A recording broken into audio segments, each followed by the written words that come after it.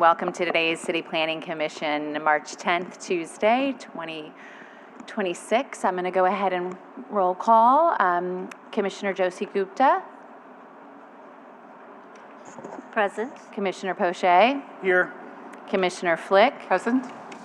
Commissioner Jordan. Present. And Commissioner Witchery is present. We're going to go ahead and read the rules.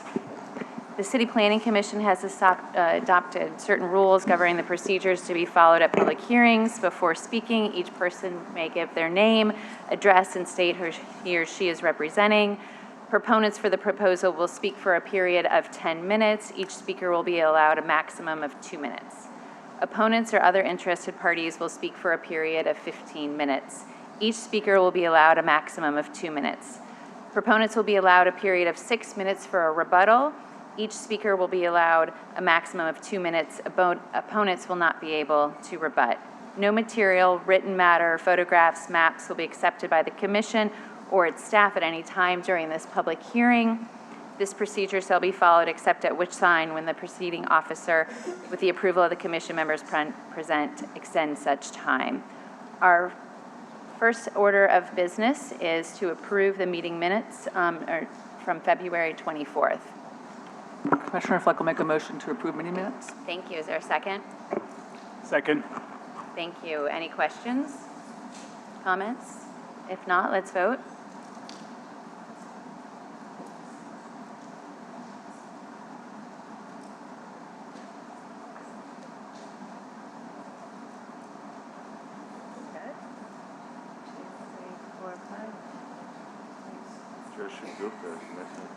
Commissioner Josie, are you signed in? Josie? Okay. And that's a yay, so we have 5 yays. The motion carries. The minutes have been approved. We're going to move on to the first order of business. Zoning docket 1426 is a request to modify an existing conditional use permitting a reception facility to add a planned development for a live performance venue. The subject property is located on Napoleon Avenue off of Ferret Street and in the HUMU zoning district. The building was originally developed in 1923 in the Spanish colonial revival style and has recently been renovated to serve as a reception hall since the conditional use for reception facility was granted in 2022. Previously, the building served as Our Lady of Lourdes Church. The applicants intend to host live performances and are seeking the live performance venue as an ancillary use to current operations. The request was reviewed in accordance with Section 5.2.d General Standards for Planned Developments, which allows the adaptive reuse of existing commercial structures to be granted special uses otherwise prohibited in the underlying zoning district, which is the case for this request. While the request does not meet the vehicle parking requirement, the applicant have explained there is an agreement with a nearby parking lot which provides spaces in excess of the 8 spaces required for the live performance venue. However, no bike parking locations are provided on site or at the contracted lot. Staff found that the request meets the criteria of the master plan, is compatible with and preserves the historic character of the adjacent development and neighborhood, and recommends approval of the request subject to 2 exceptions and 3 provisos. Thank you. Mr. Sherman, you have a card seated to you. So you have 2 cards. If it would be permissible, the lead applicant, Steve Pettis, can go first, if that's Yes. acceptable? Great. Mr. Pettis? You have 2 minutes. Please remember to state your name and address. Good afternoon. My name is Steve Pettis, 720 Amethyst, New Orleans, Louisiana. I'm the managing partner of Dickey Brennan Company. We have the privilege of operating a number of establishments here in New Orleans, along with 600 of our teammates. Our roots run deep in this community, and we've been blessed to be here for generations. I'm here on behalf of the Josephine, which we operate and co-own. First, I want to say how proud we are of this project. This diamond in the rough has regained its original luster and beauty. Even the few detractors of the project cannot deny the magnificence of the renovation. It has been a labor of love for our entire team. Second, the Josephine is primarily a reception and private event venue. Our team has long experience operating neighborhood establishments in New Orleans in a way that respects the surrounding community. We also operate Pascal's Manali restaurant just a few blocks down the road. The renovation of this historic church and the Josephine is part of the broader revitalization of the Ferret Corridor which has become one of the city's most vibrant neighborhood commercial districts. Cultural activities such as restaurants, arts, live performances have been a major driver of that corridor's success, and we are proud to contribute to that energy. Today, the Josephine is already permitted to host events with live music, including weddings, dinners, fundraisers, and receptions. What we are asking for today is not a fundamentally different use, but simply the ability to periodically host ticketed cultural performances like the LPO or arts programming that appeal to a broad cultural fabric of New Orleans. We are not seeking to expand what we do, but to expand on those who may attend such events. We are asking for permission to allow the public the ability to enjoy this majestic facility. Many of these events are actually less intensive than some of the events we've already hosted. They have the potential to be seated and more structured. So the request before you today does not expand the intensity of the use of the building. It simply allows us to broaden the types of cultural programming that can take place inside the building that was always intended to be a place where people gather. Thank you. Thank you. Mr. or Mrs. Taylor-Loria?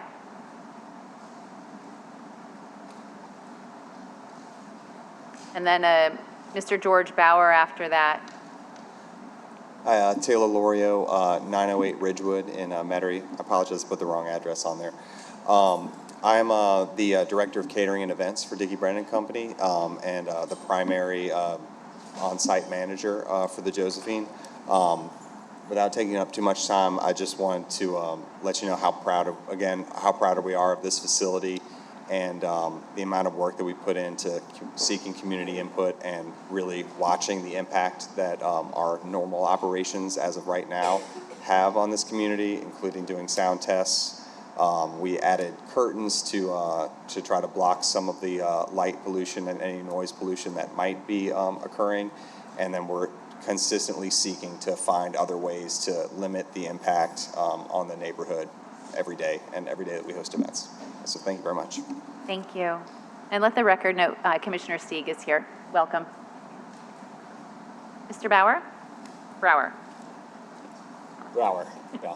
Hi, George Brower, 527 Valmont. I work for Dickey Brennan and Company, and I'll be fourth generation in this restaurant family. One of our first meetings with the neighbors, they brought up parking, so I wanted to address our parking. Parking and traffic are also important issues. We have taken several steps to address them. First, we have gone further than the legal required parking because that's the right thing to do. We have secured additional off-street parking through a nearby lot on Napoleon Avenue for 53 cars. We encourage guests to use Uber and Lyft, which has become the primary transportation method for our attendees. We really do find that the majority of our guests for weddings do Uber and Lyft. Once Trader Joe's construction is complete, we'll have even longer curbside for rideshare on Napoleon. To minimize neighborhood disruption, we actively manage drop-off and pickup patterns. We also maintain an on-site manager during events, including NOPD, detail, staff circulating around the venue and perimeter.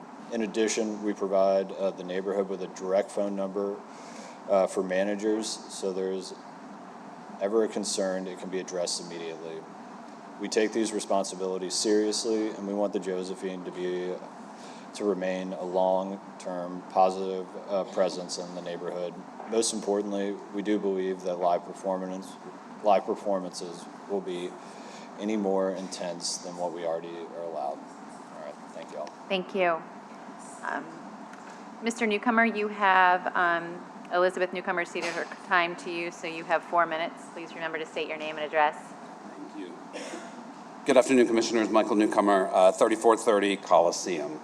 I'm the Executive Director and co-founder of Crescent City Stage, which is a nonprofit professional theater company based here in New Orleans. Am I talking super loud? Yeah. Look at how close We I can am. hear you. This is good. I'm here to express our strong support for this request in front of the Commission to permit the Josephine as a live performance venue. In December, Crescent City Stage partnered with the Josephine to present a one-night-only benefit reading of A Christmas Carol. It was an extraordinary success for our organization and for the community. The Josephine proved to be an outstanding partner to us, professional, welcoming, and deeply committed to making the event work for both the artists, the audiences, and the surrounding community. What stood out most to us was how well the space functioned as a gathering place for the neighborhood. Uptown New Orleans has no performance space of this size that is not already attached to an educational institution. It just doesn't exist. Josephine fills that gap beautifully. The layout, the off-street parking, which was great, the ease of pickup and drop-off off of Napoleon, made the event accessible without causing congestion on the neighboring streets, not to mention the food and the hospitality was incredible.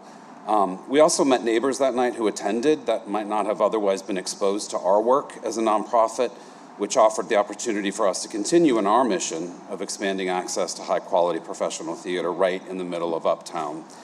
From our experience in December, the Josephine is exactly the kind of thoughtfully managed cultural space that helps sustain the arts of New Orleans while serving its surrounding neighborhood. Allowing it to operate as a performance venue will support local artists and nonprofit organizations like ours, which so desperately need community partners in spaces like this to just survive and uplift the cultural vitality that makes this city unique. I strongly encourage the commission to approve this request, and I thank you for your time and consideration. Thank you. Thank you.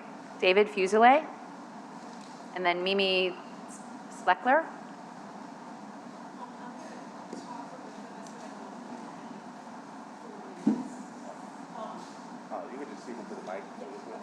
Is David ceding his time to you, Mr. Yes. Fuselier? Yes. All right, so you'll have 4 minutes. Okay, thank you. Hi, I'm Mimi Spieler. My brother David and I were the developers on this project. We're extremely proud of the work that we did here. We spent nearly $10 million on the renovation. I think there's a lot of confusion about the type of events that we want to hold. And what I would love to iterate is that we want to preserve the investment that we made in this space, and we want to have the type of events that we're trying to have or to respect the investment that we made in the building. We did a lot of noise mitigation in the building with wall paneling and, like Taylor already said, the drapes that we put up. The building itself is pretty insulated with the materials that the building was made out of. And we've held a couple of where we played music and the neighbors were able to stand outside and it's not as loud. You know, you can't really hear it from the street. What you mostly hear are the cars driving down Napoleon. So we just feel like what we're asking for is not a huge departure and from what we're already doing noise-wise. And that's pretty much it. That was really clunky, sorry. Don't be sorry. All right. Thanks. Let's, Mr. Sherman, you have 2 cards, and I don't have any other cards in support, just making that, Good afternoon, Commissioner. okay. My name is Mike Sherman, 800 Barone, 70113 here in New Orleans. On behalf of the applicants, thank you to the commission for giving us a deferral. We were able to meet with the community. We had a very well-attended meeting last night. And I want to thank the staff for their recommendation in favor. Fundamentally, this request doesn't change what happens in the building at all. We're already approved for receptions. By adding live entertainment, what it does is mirror what's allowed in the Ferret corridor and the Ferret overlay by allowing us to have ticketed events, which is important to the facility. And as Steve Pettis mentioned, it allows us to open the facility to the public, whether it's a theatrical performance, a play, or a live ticketed event. What came out of our meetings with the neighbors and why I was so optimistic we can make progress is that there's a sign, it's on Napoleon right now. It says, no raves until 4 a.m. with 1,000 people. Well, that's a great starting point because we have no interest in hosting 1,000-person raves till 4 a.m. But the neighbors had a legitimate concern. Our fire marshal occupancy is over 1,300. Are you going to have 1,300 people? We'll never do that. So for live performance, we want to voluntarily offer a proviso to limit it to 850 people. They said, well, we don't want you open until 4 a.m. This facility between a commercial neighborhood business district and a neighborhood shouldn't be open until 4 a.m. So we're happy to offer a proviso that Sunday through Thursday, we shut down performances at 10:45, 1 a.m. on Friday and Saturday. We already do security, but we think it's appropriate that we have one security officer per 250 people. That makes sense. At the end of every live performance event, we do need to be sending our team out on Napoleon, within a couple blocks, and on LaSalle, to be cleaning up any trash. If someone leaves the venue and throws out trash, that's the right thing to do. That's both the law and seems appropriate. Folks want to make sure that they don't have to call the city at 8 p.m. on a Thursday to try to get someone towed. That's why it makes sense to have a 24/7 cell phone with a manager on duty. That's an appropriate proviso. And then this really good concern, I love when I hear this. Folks say, hey, we like Dickie Brennan Restaurant Group, Pascal's Manali, Steakhouse, etc. But what if you ever go away and we don't want just a live performance venue where this can turn into a Tipitina's? That's not our goal. As staff correctly noted, this is an ancillary use. So one of the provisos we're happy to accept is that less than a third of the events could be live ticketed events. So for example, we'd have to have 2 receptions like we do, 2 weddings, 2 receptions. If we were to have one live ticketed event, if the reception hall, which is our conditional use, ever goes away, it would terminate this live performance venue. So I want to validate our neighbors who appropriately are thinking about worst case scenarios next to their homes. But we're all running a thoughtful venue at a reasonable capacity for this special space. Our use is in line with the city's master plan and in line with the FRET overlay, which already identifies live performance as an appropriate cultural use. We thank the staff for their support. We ask for your support, and we are happy to place those provisos. And whatever happens today, we still have a long way to go before the city council. We've already committed to having another neighborhood meeting where we can hopefully refine those and really see if we can find some conformity with most of our neighbors, and we're open to more thoughts. So I appreciate your time today. We look forward to answering questions. Thank you. We're going to go ahead and move to the opposition now. Ms. Janice DeNarmis, and then Ms. Susan Johnson. We have several people here to speak, so I'd like to call a couple names at a time so you're aware. Hi, thank you for your time. I can appreciate the renovation. I think they did a beautiful job. Please state your name and address, please. My name is Janice DeArmas, 2336 Napoleon Avenue. I live adjacent to the Josephine. So literally, when I look out my kitchen window, I can see down in their courtyard. So I can still appreciate the renovation, lovely job, but when they're comparison to Pascal Manali's, they do have a parking lot. The main thing that we can address is the congestion of the parking in the neighborhood. They promised valet parking in the beginning. They also made mention today of a longer ride share lane. That's not going to be true because Trader Joe's entrance is off of Napoleon. So between Ferret and LaSalle is just 1 block. And so right in the middle of that block basically is a driveway to go into Trader Joe's. So you have the light of Ferret, the driveway of Trader Joe's, and then LaSalle.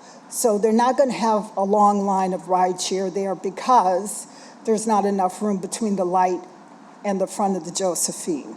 That's one thing. As far as the undefined ticketed events, not sure what a ticketed event involves. They mentioned the Philharmonic Orchestra. They mentioned several things, but I'm not sure what the definition of a ticketed event is. I did go to the Christmas Carol event that they had there. There was probably about 200 people there, nowhere near the 800 that they're asking for at this point in time, so I'm not really sure how that would equate to the neighborhood.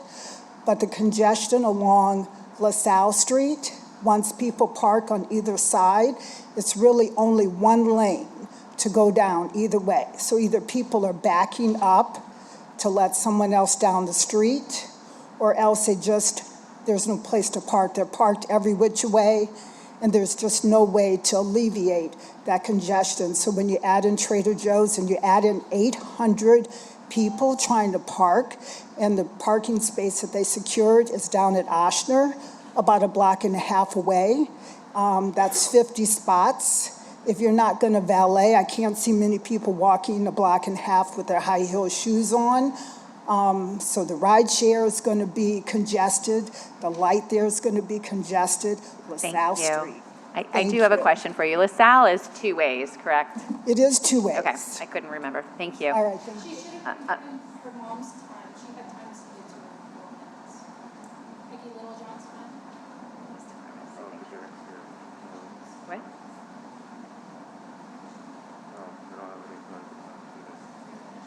I don't have any other cards seated to Mr. Armas unless, did you?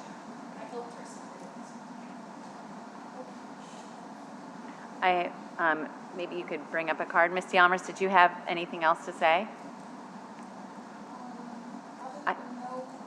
You'd have to come up here. I do have cards seated to Lee DuPont, to Gail Thomas, and then a Carter, but I don't have any other cards seated. Ms. Johnson. Hello, Susan Johnson, 2822 LePage Street, Historic New Orleans Neighborhoods. I am not paid to be here. I still have a question about the quote-unquote delivery system for this zoning request. Planned development is the term, is the vehicle. But what happened to conditional use? Are we not governed by the conditional use rules with respect to this live performance conditional use? I mean, is that part of it at all? And of course, the reason I'm asking is because of the purpose of the conditional use, as Commissioner Kelly Brown would always invoke very helpfully.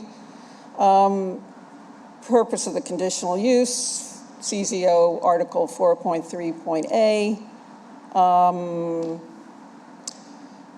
In each case, the impact of uses on neighboring land and the public need for the particular use at the particular location must be considered. And there's a great deal of discussion about whether there is, in fact, any public need for, on the part of the neighborhood, this particular location for this expanded use.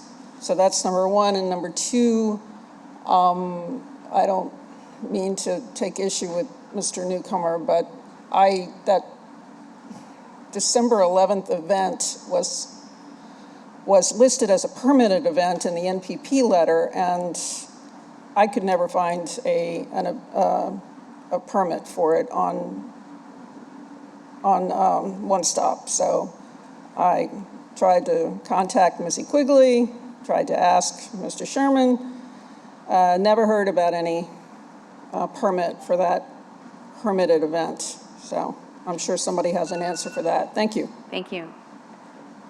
Peggy Littlejohn.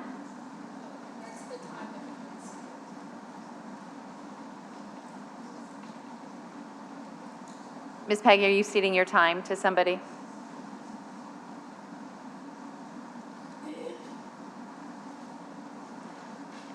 I have it marked, but I don't have a name. And everyone else I have has ceded their time, so.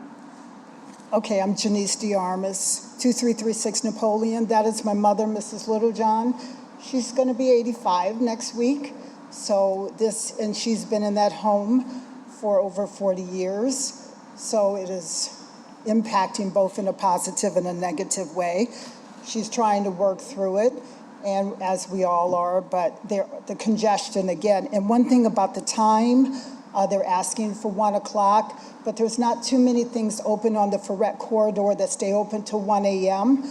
More like 11 or 12 would be a more feasible time to me on Friday and Saturday, because by the time the people get out of the event, it's going to be 2 o'clock in the morning, 1:45 a.m. So that, and outside music in the courtyard, is another. They have a courtyard that they use right now. They serve drinks out there. They have tables set out there.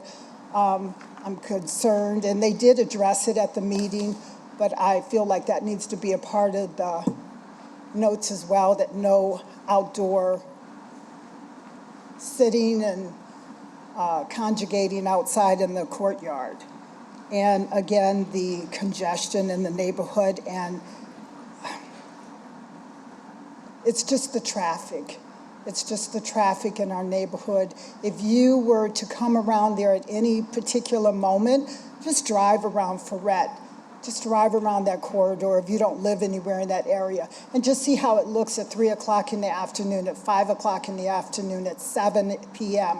and 11 p.m. and just get a taste for what the neighborhood is dealing with. We're trying to be understanding, and we're trying to be a part of every project and making sure that everybody's making money, but it's also impacting us as residential people who live there. And we have to live there. We can't move, so. Thank you, and thank you for coming up again. Lee DuPont, you have 4 names seated to you, or 3 names and then you, so you've. 8 minutes. Correct. Thank you. And then after that, we have 2 names sealed to Gail Thomas and to Toy Carter. Lee DuPont, 2435 General Pershing. I will first speak in support of the residents. This request seeks to liberalize an existing conditional use by adding live music and removing the parking currently required by the existing conditional use ordinance for a large venue located in a residential neighborhood. Residents were placed at a disadvantage in this process. The NPP notice went out in December, only to a small number of nearby residents on a postcard printed in extremely small font. The December 18th meeting date was very close to Christmas, when many people were busy and attendance was sparse. I would like to quote the developer's own consultant from a 2023 interview in The Advocate. He said, "In every project, the first step is to identify third-party validators and stakeholders who need to be engaged. If you're starting at the neighborhood engagement process when the letter goes in the mail about the zoning hearing, you're too late." That statement speaks directly to the situation many residents feel occurred here. Another concern involves the scope and processing of the application itself. The conditional use ordinance requires the venue to provide 23 parking places. The original application asked only for permission to add live music. The request to remove the required parking appears to have been added after I raised parking noncompliance at the December 18th NPP meeting. I respectfully ask CPC and legal whether it's normal practice to add a significant ordinance change beneficial only to the applicant, such as eliminating statutorily required parking after the application has already been filed with safety and permits and without any public notice. The removal of the parking requirement was only made public on February 18th, buried in the staff report published just 5 days before the issue was to be heard at the February 24th CPC meeting. A single paragraph in a 48-page document.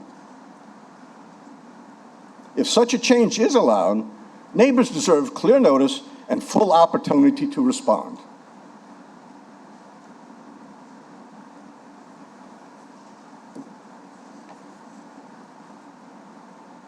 Okay, no comment.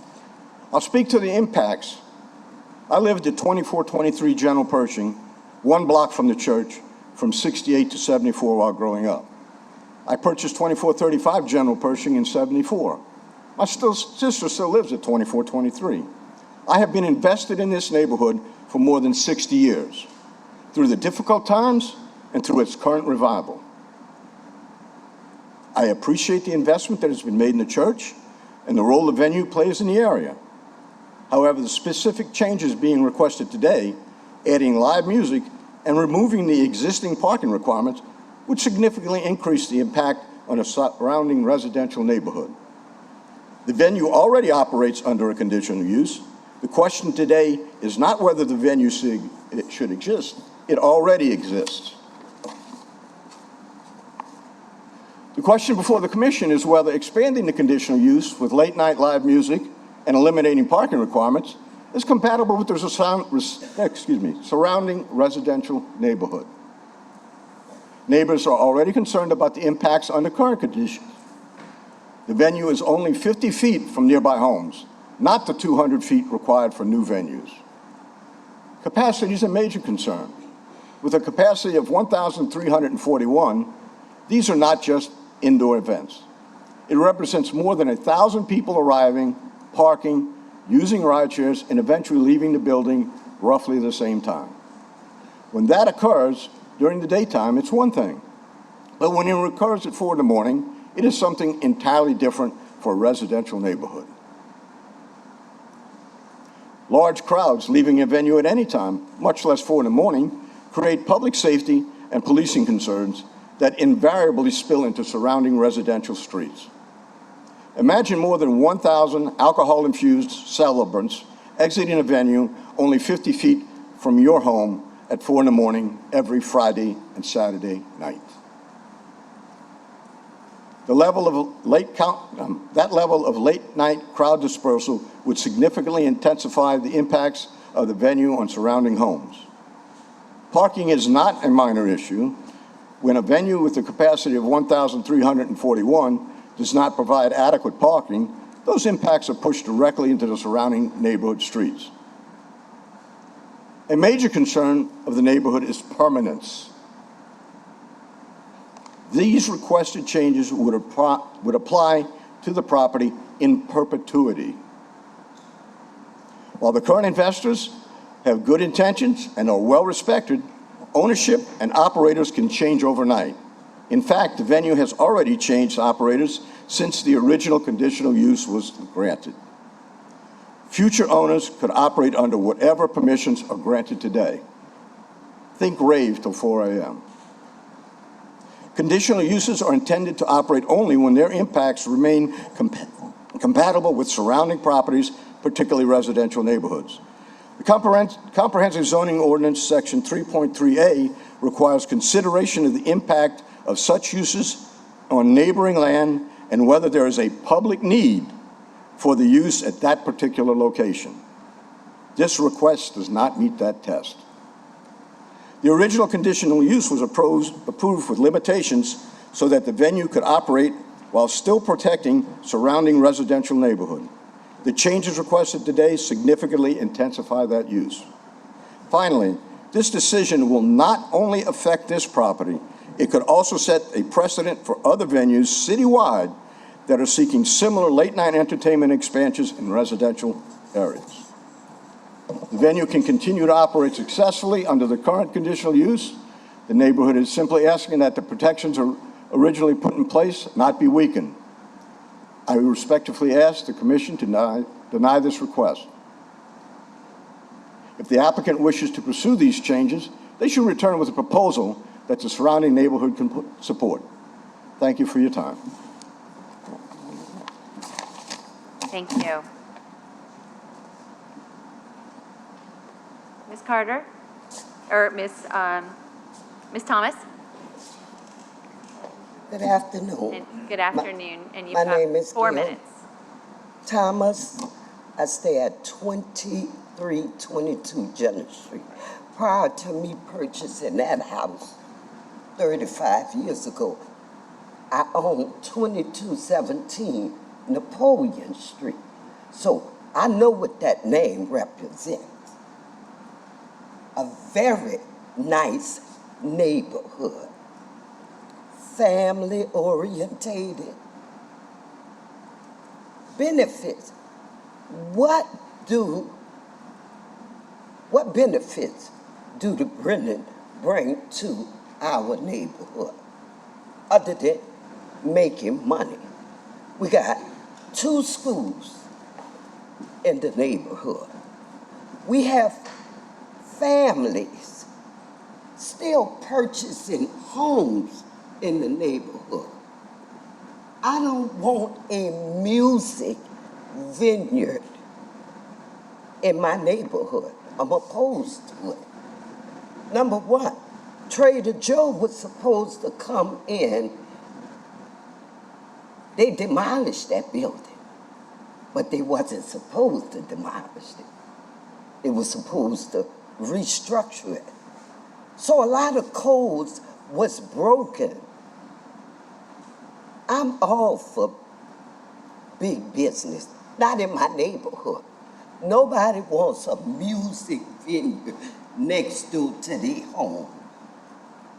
No one. I know I don't. I have 4 generations in my house. My 95-year-old mother, she don't want to hear music. What are y'all offering for the neighborhood? I mean, I don't have to read. I've been in that neighborhood since 15, graduated high school. Ferret, overbuilt. Nothing that says family life. Everything is adult life. Our kids, they sit at the company burger, that dog. They sell alcohol in there after they get out of school, or they go to the coffee shop. We are building families. Families. I guarantee you, none of y'all want a music venue in your neighborhood. We have a hospital down the street. I had 6 young ladies from Loyola last night at the neighborhood meeting. Say it's dangerous for them to go out on Saturdays and come back home because there's nowhere to park. Think about the neighborhood. We love our neighborhood. You walk down our street, 6 o'clock in the evening, very quiet, for several blocks. Thank you. Thank you very much. Ms. Carter? And you have 2. Can she 4 cede minutes. the rest of her time to me as well? No, Okay. but good question. Thanks. I'm Toy Carter. I live at 2316 Jenna Street. I want to tell you a little bit more about the series of meetings that we had. Our neighbors met on March 2nd at Ms. Littlejohn's house. It was attended by 19 neighbors. We came together first around the question, where do we stand on this? Are we 100% opposed and we want to ask the Josephine to withdraw their request for the ordinance change? Or are we willing to negotiate the terms of what that would look like? I personally was shocked. All 19, 100% of the people present want to ask the Josephine to withdraw their request for a live music venue. Last night, we had over 60 neighbors attend the neighborhood meeting. That's because Gail got out. I mean, y'all don't see that at an MPP meeting, do you? That's because we organized our neighbors to get there, and we pressured the Josephine to send another mailer out. So we had over 60 people. When I had the floor, I asked, where are we at with this? This is where the 19 of us were last Monday. Where are y'all at? Where are y'all, the 60 people from our neighborhood at on it? 2/3 of them at the beginning of the meeting were opposed. Over 40 people wanted to ask the Josephine to withdraw this request, not negotiate, withdraw, and instead work on a neighborhood agreement for the existing operations. A wedding venue sounds like quaint, beautiful. A lot of us are very happy that the church has been renovated, but we don't want a live music venue, and there have been impacts from the existing wedding venue.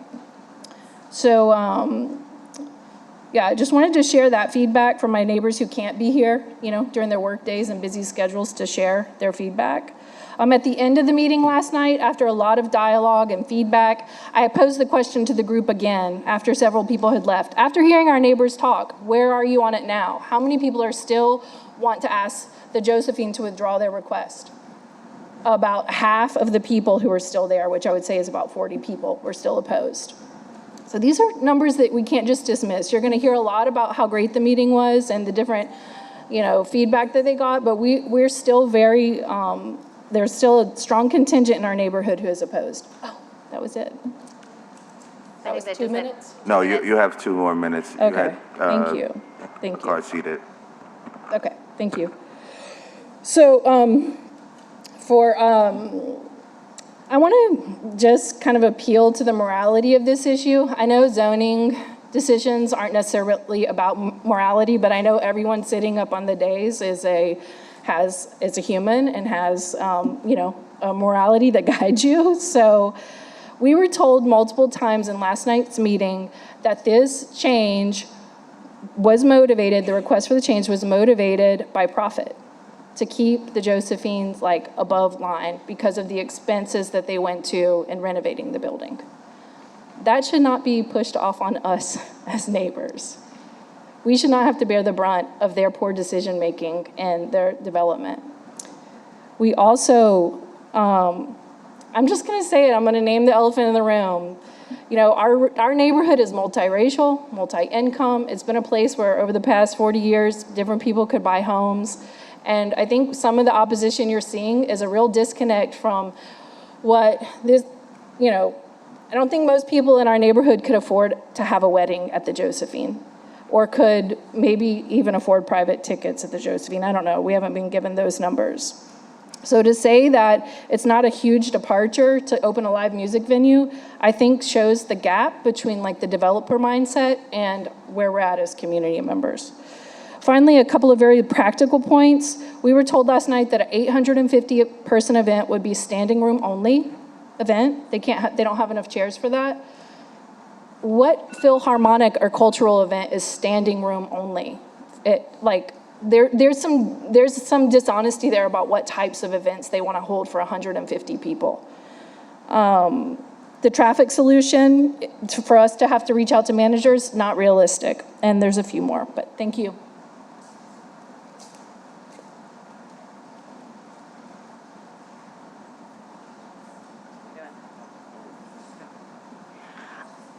Mr. Goodwin, I have you as for information only that got passed prior to the opposition. Would you like to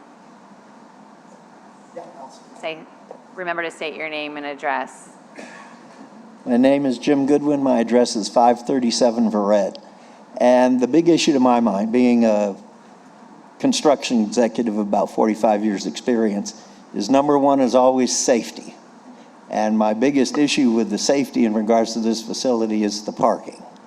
If you're going to change to a live music event, the nature of the audience will be different, and the congestion will be worse, and the condition of the attendees will be worse. So 52 parking spaces a couple blocks away is inadequate, and that does need to be addressed. I would hope it will be addressed, because without that, there are also people will be intoxicated walking on the sidewalks, and remember there are ambulances dashing back and forth in that area, as well as traffic and the congestion. So congestion leads to exposure on safety. That's an axiom that anybody who's worked professionally in light construction would know. So again, the parking issue does need to be addressed because it's a very real problem. Thank you. Thank you. I don't have any other cards to speak on this matter. Is that correct? If so, then we'll move to the rebuttal.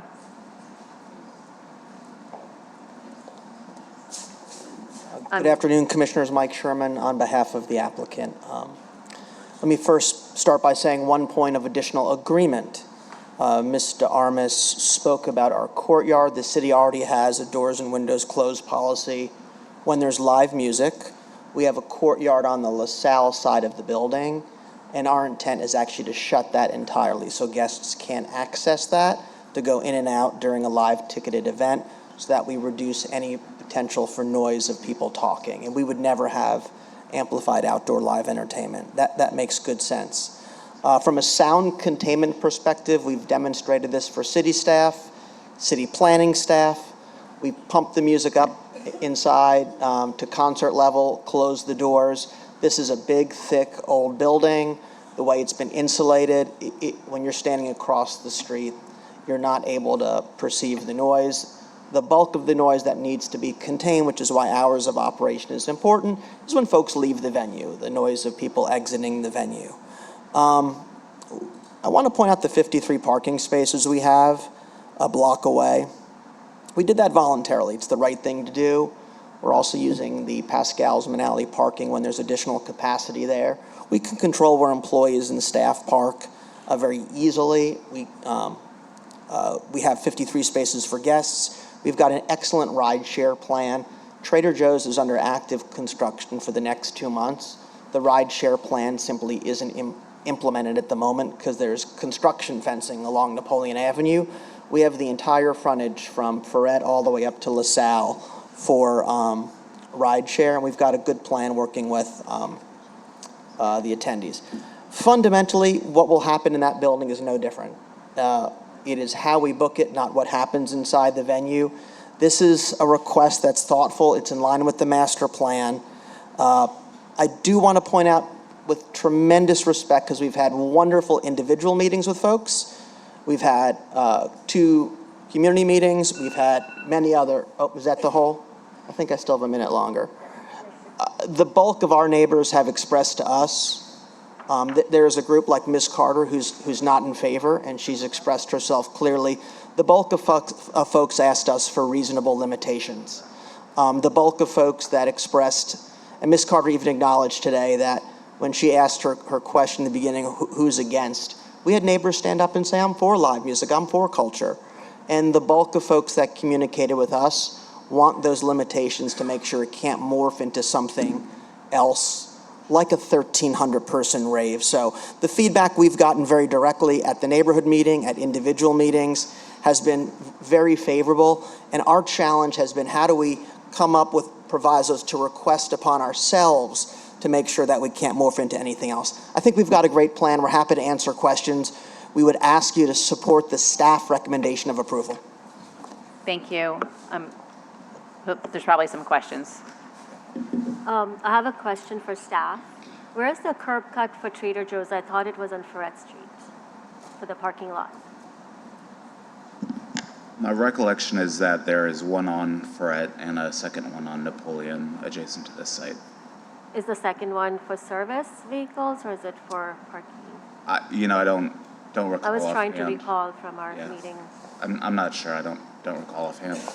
The principal entrance and exit to Trader Joe's, you're correct, is on Ferret Street. There is also an entrance between the Josephine and the Trader Joe's building, and that is where the service vehicles would enter from Napoleon, but the principal entry and exit's Ferret. While you're up there, I wanted to find out if you had any talks at all with Trader Joe's to use their parking lot after hours to give you that extra, because Trader Joe's, from what I recall, had about 70 to 73 parking spots, and I don't know if there's any, because the spots that you're describing are still a whole block away, for people to be walking around in high heels and inclement weather. It seems kind of awkward for just, So we've directly had that conversation with Trader Joe's. Their hours are not yet published. We anticipate it being somewhere around 9 a.m. to 9 p.m. It would be very rare for us to ever start an event after 9 p.m. So it was not possible to reach an agreement with them. We have an open line of communication. If they choose to close earlier, we'll continue to follow up with that.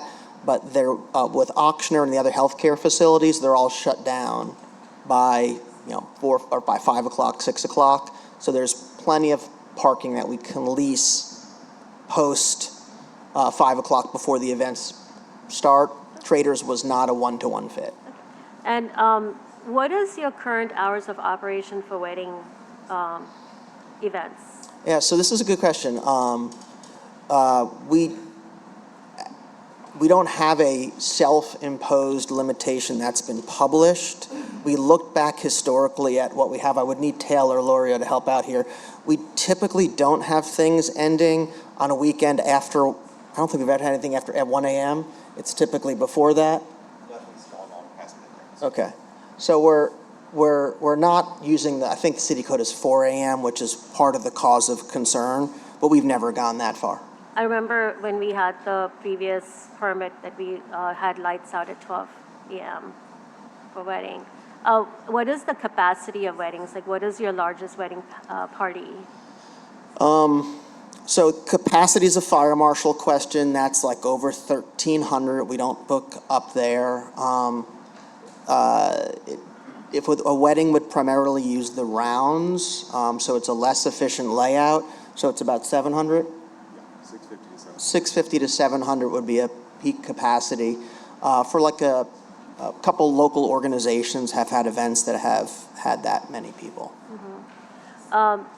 Again, like the last time I was comparing you to the Marigny Opera House when it came to live events and ticketed events. I was wondering if you would be open to lights out by 10 p.m. on weeknights and 11 or 12 on weekends. So what we came with today was 10:45 on weeknights, and then Friday and Saturday at 1 a.m. I've got my client here. We can certainly chat some more, but that's what I came prepared to offer today as a starting point, or as the offer of hours. I'm not able to answer that right now. And again, just working back from the parking, if you're only able to offer 53 spots, then the capacity automatically is maybe a third over, at the most a fourth over if you really want to count ride share and whatnots. So you really cannot have an event more than 250 or 300 at the most, even if it's a live seated event. Our ride share to parking balance is much more significant than that, and we do have the ability to surge on parking. So we have the ability to do valet as a service during receptions. We have additional lots further away that we can access. So we have an ability to surge, but our ride share to parking ratio is significant. I'd like to see those actual numbers and if there are any other parking lots that you're planning to use that are shore parking lots. Yeah. Okay. Thank you. What happened to the valet parking idea?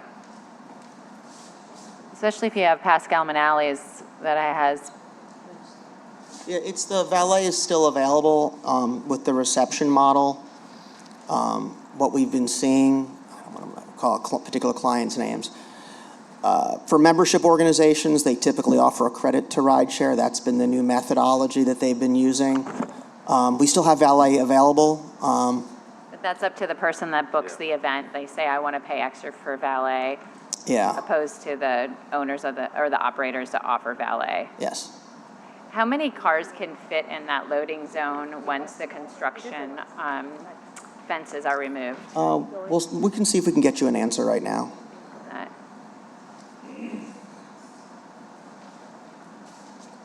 We think about 10, but we can measure and figure it out.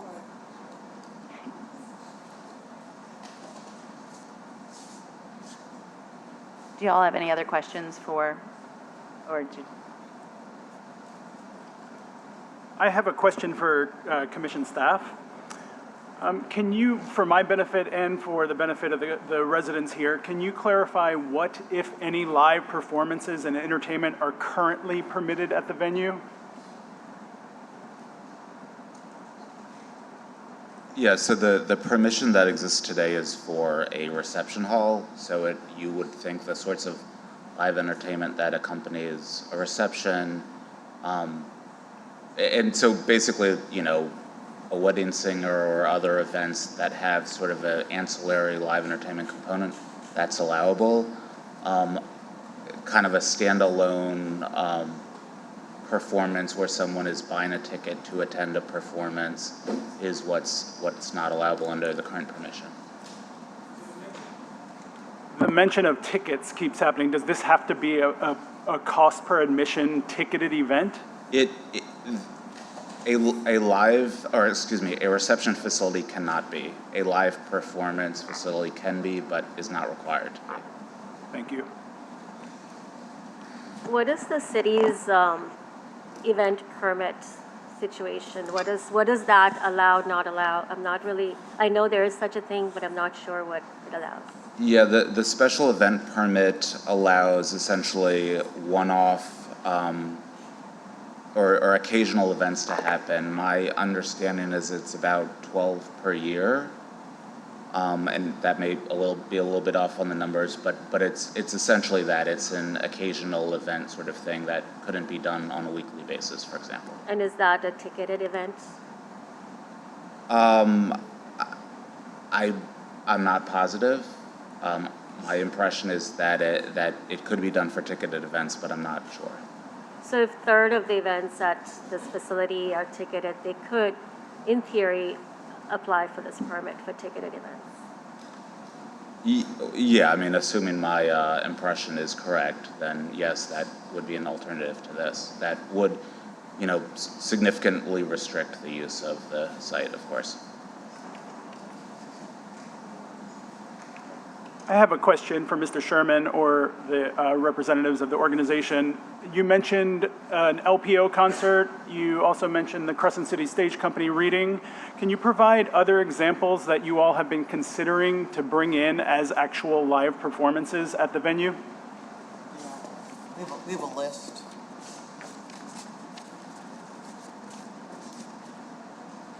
I want to be careful not to use actual organizations, but we have a Philharmonic, we have a theater, we have a play, we do have individual live performances. We've had a couple nearby institutional users that don't have a place to sell a ticket to a student or a professional musical performance. So it would run the range from what you heard today, which is an actual event that actually happened. There is a nonprofit carve-out, by the way, for reception venues that the nonprofits have an ability to sell tickets. So theaters, plays, musicals, live performances, an individual act. Those would be the kind of range of events. And you mentioned a voluntary proviso of limiting these events to a third of the events hosted approximately. Does that mean that currently your projected business model includes that you are going to try to meet that quota each month? No. Thank you. Has there been any neighborhood association? Just one of the comments was, what are you all doing for the community? I mean, obviously you've restored the building. It's absolutely gorgeous, but just as a comment for that, because it doesn't sound like there's been a good neighbor agreement. You've made some concessions, but just if you could answer that for us. Sure. So there's a lot that'll be done for the community. I think we've already had conversations with the Ferret Market about having an indoor location for the very successful market in inclement weather, hosting community events, neighbor association meetings in the event, having we have some more examples of things we could do for the community, but welcoming the community into the venue for event-based activities, which right now it is true, as Steve said, the reception venue model is an exclusive one where someone has to rent the venue, then you come in. This model is a more inclusive one where we can actually welcome the community for performances, for readings. I think over Christmas was a great example, and I think we want to do a lot more of that. And we'd be happy to accept a proviso with more community events. We didn't put it in there just because it didn't feel, provisos are restrictions, but of course we're going to do that, and that's part of being a good neighbor. While your intentions seem, wonderful as the type of events that you're proposing on the face of it, I wanted to ask the staff, how is this particular property protected from future use or future misuse? How does this particular planned development authorization affect future use of this property? So And I just want to make it clear to neighbors and everybody else who's listening to just be very clear as to what are the limitations and what can happen.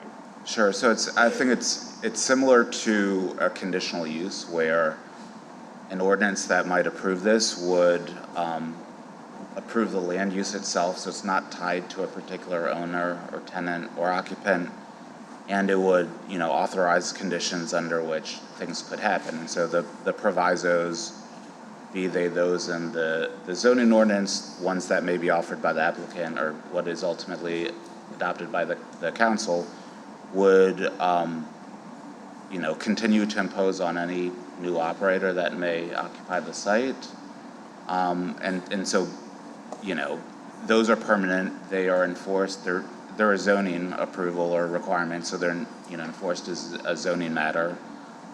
But yes, they would apply kind of in perpetuity.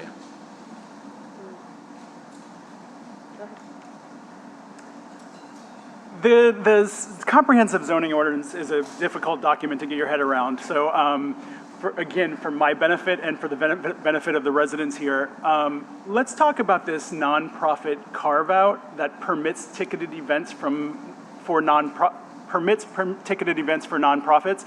Can anyone on the staff speak to what is allowed?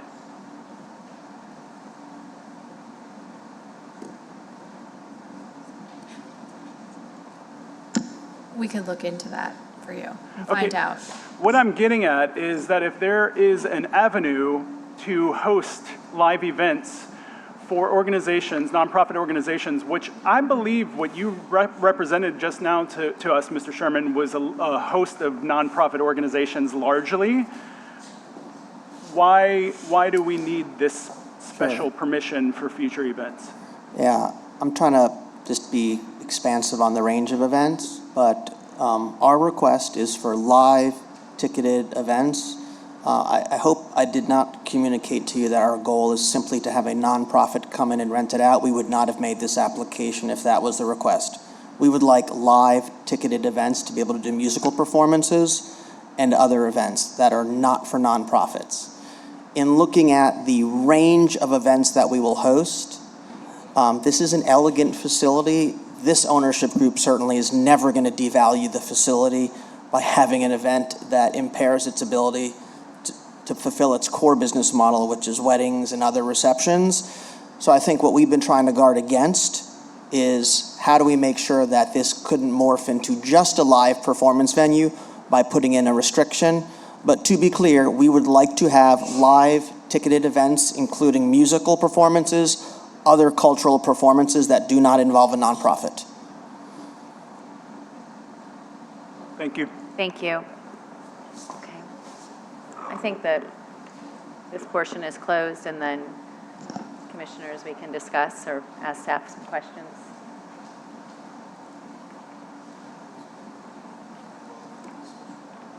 These are always very complicated docket items.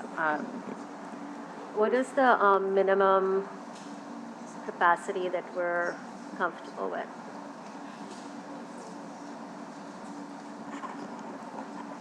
I feel, comfortable with a capacity that's equal to a wedding party or the largest wedding party, just because they've already had wedding parties there and wedding receptions there and have kind of dealt with that.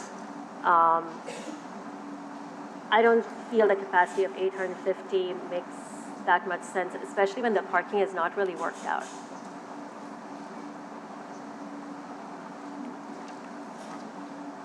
Correct. So it looks like the fire marshal's around 1,300. They're asking for a proviso of no more than 850. And especially if it's a event with standing room, it would be comforting to know that these are events with standing rooms are really music events. Seated events are musical performances or plays or ballets and things like that. So I feel that the neighbors would maybe be comfortable with something in the 400 to 450 and 500 range at the most, which is really, a seated capacity and not really welcoming like a music concert, which creates a completely different parking and noise situation. I have a question for staff. Can you just tell us where we are on deadline? This item. We deferred it to this week because we were here first 2 weeks ago, I think. Yeah, it's on deadline on April 11th, which means it could be deferred to the next meeting on the 24th, but not beyond that. Thank you. I mean, I'm happy just to share some of my comments. I agree cutting down on the number of people. I think that valet parking should be a must and that it shouldn't be passed on, that it should be an owner-operator expense. And definitely the hours of operation to be Sunday through Thursday, that to keep the 10:45 or even 10 o'clock, and then Friday and Saturday, no later than 11 o'clock. Yeah, lights out, yeah. And really, I'd want to know about how many cars on that loading zone on that. I mean, I understand the impact of the traffic and the amount it's going to be. It's going to be tough for all the surrounding neighbors.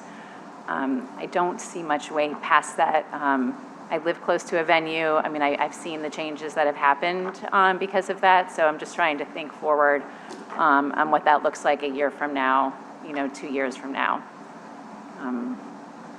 Those are the things that I'm concerned with.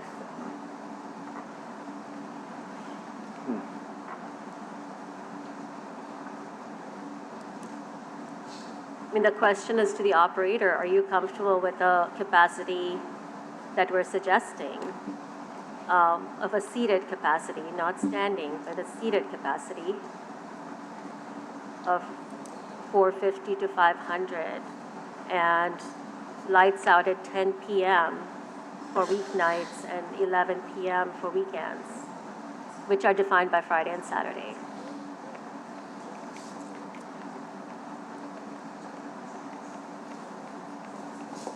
Rather than trying to make a quick estimation of seated events, I heard the largest wedding, which was like 725, then I heard a smaller number, then I heard seated. This is an important decision for the neighborhood and for the operator. If this is the direction of the commission, I think a deferral of 2 weeks gives us a chance to give actual numbers, how many cars we can get on the curbside, what the actual chairs are for a seated event, and circle back to y'all. Yeah, I mean, I'm not familiar with your largest or smallest weddings, but I think it would be wise for you as a business plan. I mean, certainly we want you to succeed. So, to make a business plan as to what your ticketed events are and what you're going to charge and how many people really makes it into a profitable number. Yeah, I mean, if additional information is helpful to the commission, I do think a 2-week deferral is helpful to us to give you precise information. Also, just be able to talk amongst our team and maybe with our community members. Yeah, and we would really like to see that rideshare number that you were talking about and the additional parking lots and parking spaces. Sure. As well as capacities and an additional meeting with the neighborhood. Great. Would be great. Thank you.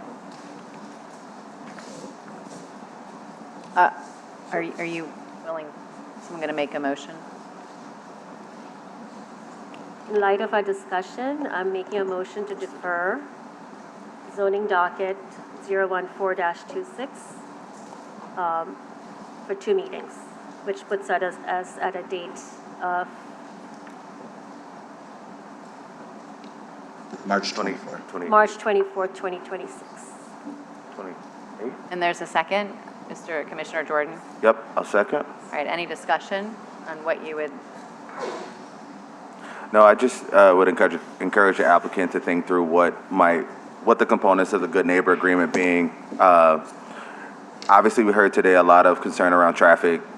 Noise is always a challenging one, but it seems that it's been addressed in a significant way with the installation of the building. But the traffic is what I would encourage, is to have a structured community meeting about that. I am not going to support this motion to defer. The residents have been waiting long enough for an outcome. I think the questions that we're asking, had you all been sufficiently prepared today to present some of these alternative numbers, we could probably move forward. Maybe you'll be able to give your best ballpark, but seeing that this matter has already been deferred twice and we've had substantial residential input, it's an inconvenience to call these folks back once again. Well, just for the record, it's been deferred once, right? Twice? This would be the third time? Yeah. Okay. We do want to get it right, and I realize it's a lot to come down to City Hall. Madam Chair, I'm in agreement with Commissioner Poche. Okay. All right, well then, let's vote.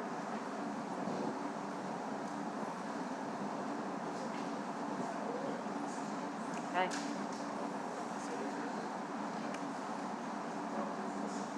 Okay. We're tied. Okay. Well, we can either call the roll again or move forward to council with no recommendation. So we're tied, right? Basic math here, okay? So if there's... We should come up with a different motion. If it goes no decision to City Council, it will go as a denial. So I think it's important that, is that right? We have new rules, so That's right. our executive director will remind us what those are. Sure. If you all cannot come to an agreement that gets to 5 votes, one way or the other, and it goes to, it would be transmitted to the council as a no action, which is a de facto denial.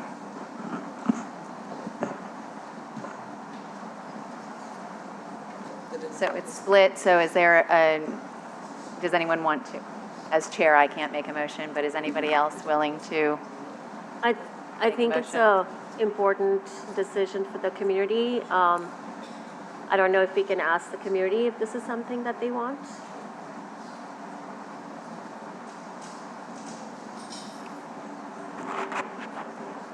I'll just say my perspective on this is akin to Commissioner Wittry's, which is better to spend the time getting it right on the front end than being on the back end. And so if there's community opposition to a deferral, then, you know, I'll just say my vote would stand the same to move for a 2-week deferral, so that way we can get more information and move forward. Yeah, I agree. From one of the community speakers, we heard that half the people were against the deferral and half were on the, you know, were willing to work with the operator. So in the light of that, I feel that this is a good chance for us to come up with some sort of an agreement. Them knowing that this is the final chance that they'll get to do this. And I wonder if the commissioners would agree to, or can be persuaded. It's not going to be the final chance for The final public chance will because they're going to go in obviously, front of city council Of course. after this. final chance with us as commissioners.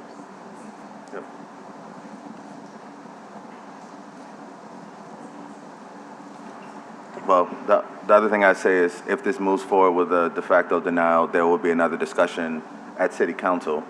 So there's more engagement to be had.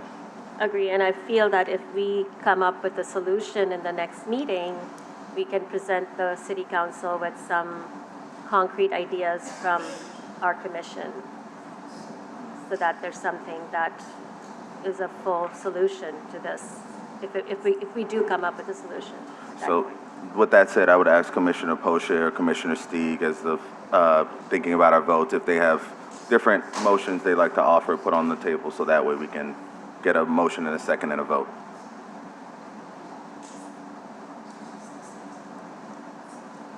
Commissioner Poche or Commissioner Stieg?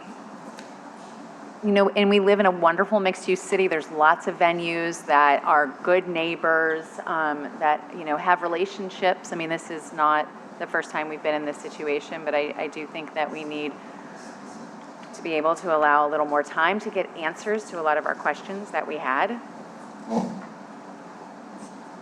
I also think we should give credit to a client who has a longstanding history with a number of establishments in the city and a good relationship, and that shouldn't be overlooked. Yeah. Correct. Do we need to make another motion? Maybe make your other motion again, and unless anyone else is willing to, and see if there's any changes. So can I just interject? If the motion that you're proposing is a deferral, you would have to first have a motion to reconsider, and then that would have to be voted on favorably, and then you could move on to the motion to defer. So I make a motion to reconsider my earlier motion of deferral to the March 24th meeting, to aid in further discussions and coming up with a solution to this issue at hand. Is there a second for a motion for consideration? Is there a second to the motion to reconsider? I'll make the motion. All right, any discussion? All Okay, so now we'll vote on this to reconsider. Yep.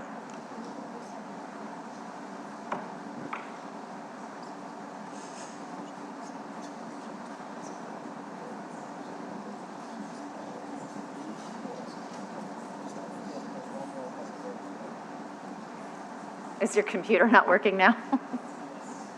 It's a yes. Okay, thank you. So the motion carries for reconsideration? No. No? It doesn't, you need 5 votes. You need 5. Oh. So the motion doesn't. Oh, Yep. it does. So is there a motion for approval or denial? Otherwise, it's going to go forward as a no action de facto recommendation for denial. I'm just waiting for So the motion to reconsider did not make it. Okay. So if no one's willing to make another motion, then it's going to go through as a denial. And that will be going to city council then. If I made a motion for approval, would it pass? I don't think that it would, based on I what think we're it seeing. depends on your provisos. Okay. I'll make a motion for approval, zoning docket 1426, with the 2 exceptions and 3 provisos, plus the provisos that Mr. Sherman noted earlier, in terms of the cap of the people I wrote notes.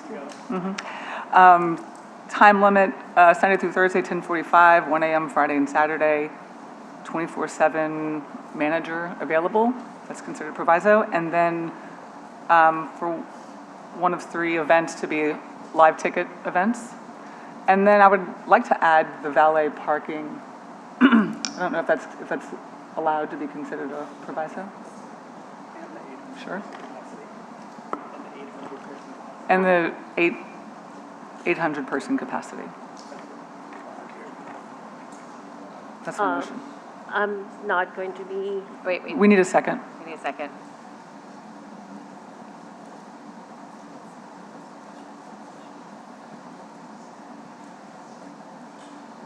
Is there a second?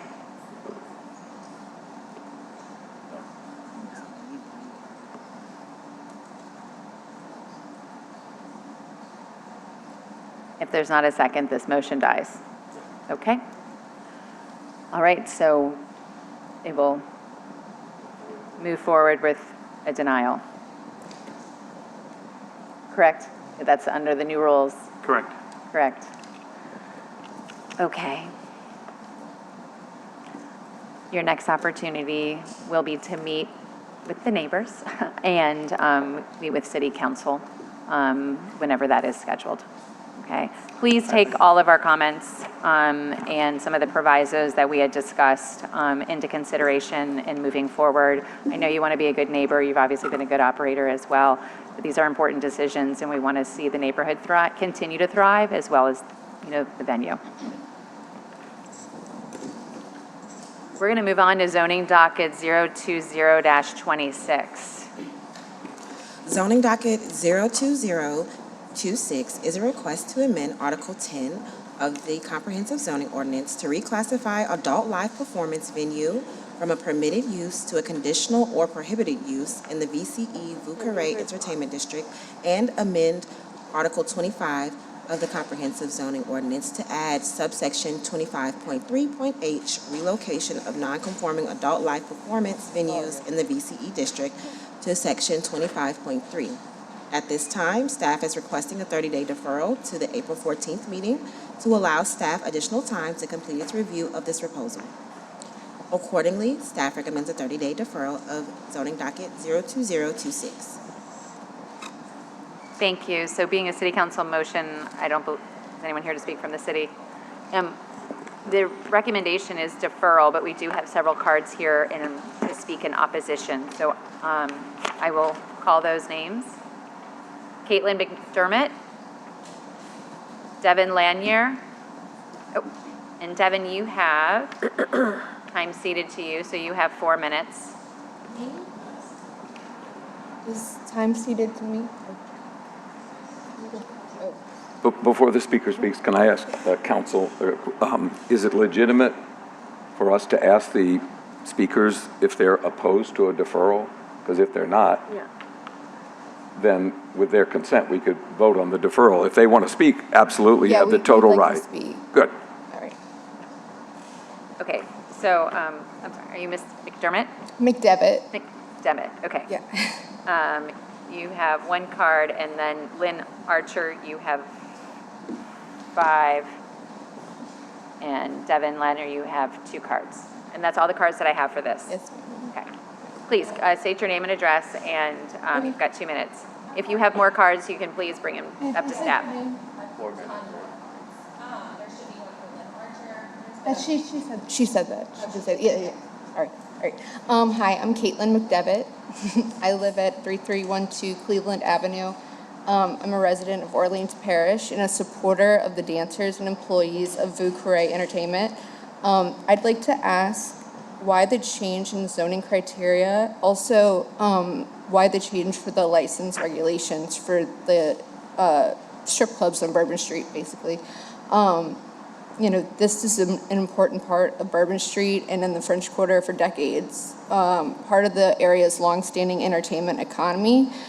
These women are the bones of Bourbon Street, directly affects 80%, maybe more of the independent contractors working at these clubs that they're trying to, they're trying to rezone, and they're trying to reclassify the license. Why is that? That's, not a rhetorical question. Why are you now choosing to tighten zoning rules and licensing rules specifically for these establishments? And what are being used to justify them? Why is that? Is the goal to regulate them more strictly or to push them out of the French Quarter? That's not a rhetorical question. That's, is that the goal? These are questions I appreciate answer to for my own personal knowledge and for my friends here. What protections will you put in place to ensure these changes are not simply a way to selectively target certain businesses that have been legally operated in the quarter for years? Thank you. Thank you. Devin Ladner, you have Ms. Maureen ceded her time to you, so you have 4 minutes. Please state your name and address. Yes, my name is Devin Ladner, 1535 Music Street. I'm currently a professor at Loyola University. My master's is in criminology with a focus on sex work. I'm also a former sex worker who danced on Bourbon for over 7 years. I was here during the 2018 raids, where the city violently raided the clubs to try to help sex trafficking victims, although not a single victim was found. When that happened, the city attempted to use zoning laws then to shut down the club. Many women lost their jobs during that time, specifically single mothers. I'm honestly incredibly disappointed to be here today. In 2018, we organized to stop the zoning regulations which tried to distinguish adult venues as being different than any other bar on Bourbon Street. You attempted then to limit the clubs to 1 per block phase. That study was done by the CP then, and it was stated as not recommended, and they found no findings that distinguished it as being more harmful in relation to zoning. So tell me, why am I here today, fighting that exact same study? How are you able to use a study that was done in 2016 as basis to extend your study today? As a researcher myself, I question how a study done by the CPC for the CPC without talking to any dancers at the clubs is supposed to be honest and unbiased. I'm tired of organizing every few years to fight against this discrimination when they just want to work without stigma. Please leave us alone. We have put in our time to show that we are people worthy of respect and that our jobs be acknowledged as the same as any other person who is simply trying to survive. We are workers too. So please consider the workers you are harming. I also have questions as to why the neighborhood participation program for land use was waived today specifically for this zoning request. Thank you. Thank you.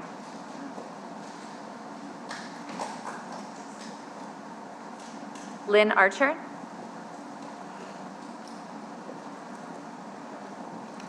Can Hi, Lynn before Archer. you, don't start the clock yet. So I wanted to answer the question, but I want to make sure I have the right answer. Since it's a city council motion, is that the reason there was no NPP? So, thanks. I was actually going to ask if I could clarify a couple of things.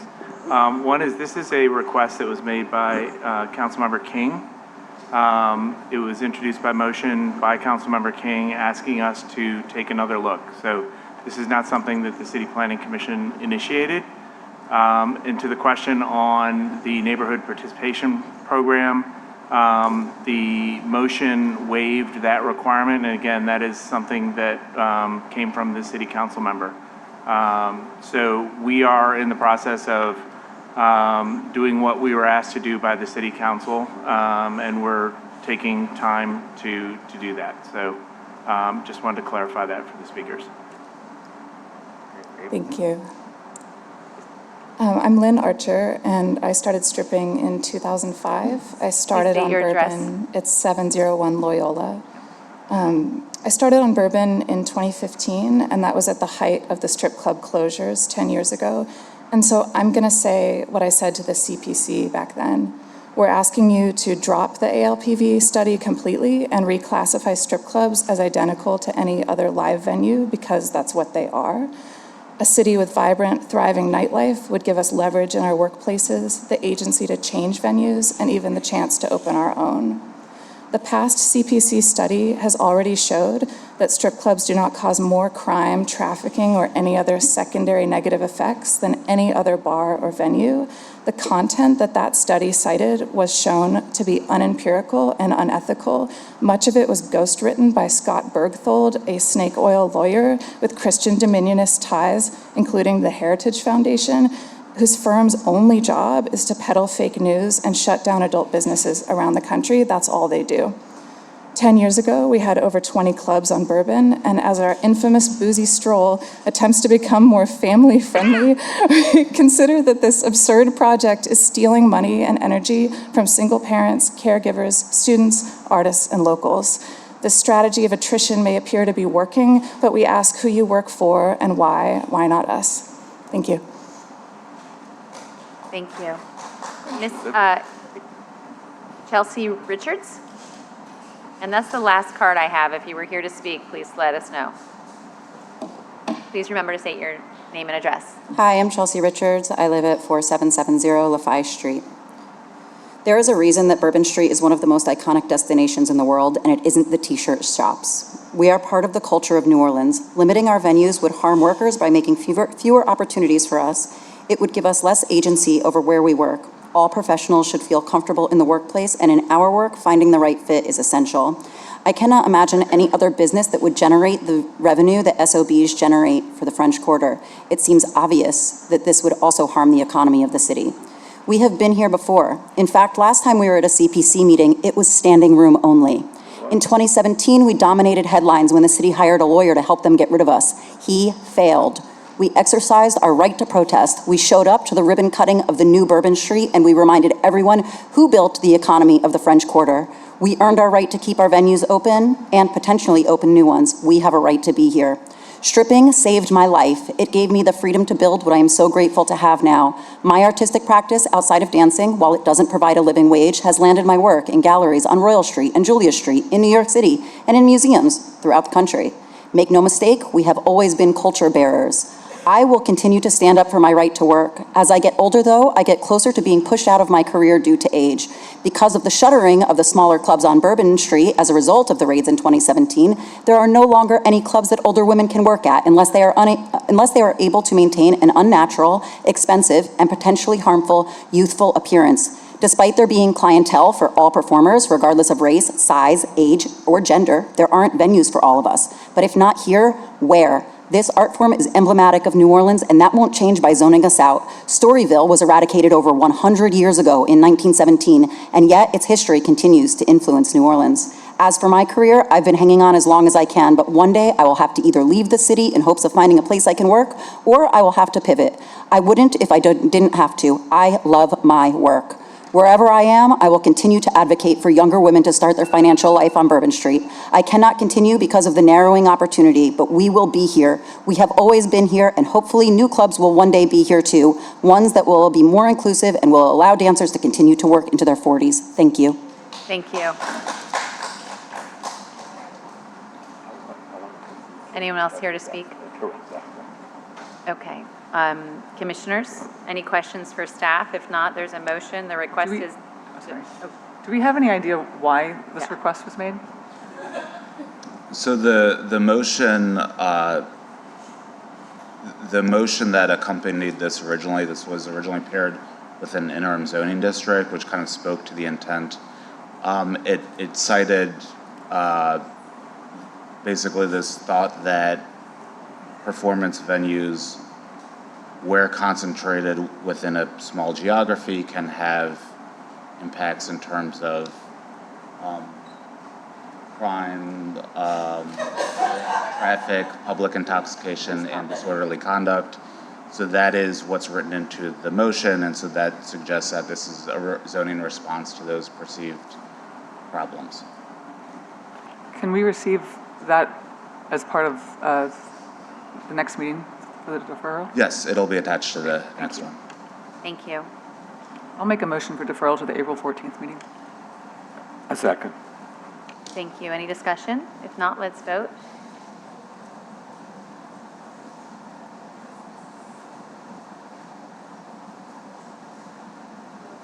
The motion carries, so the deferral will be until April 14th. And I just want to encourage the speakers to come back and continue to make your voices heard. And please talk to your city council person potentially before then as well, if you haven't already. Okay.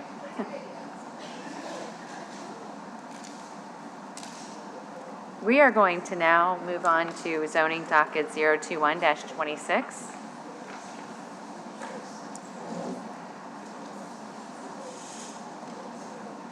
Zoning docket 021-26 is a request for a conditional use to permit a commercial short-term rental in an HUMU historic urban neighborhood mixed-use district in the transient lodging interim zoning district.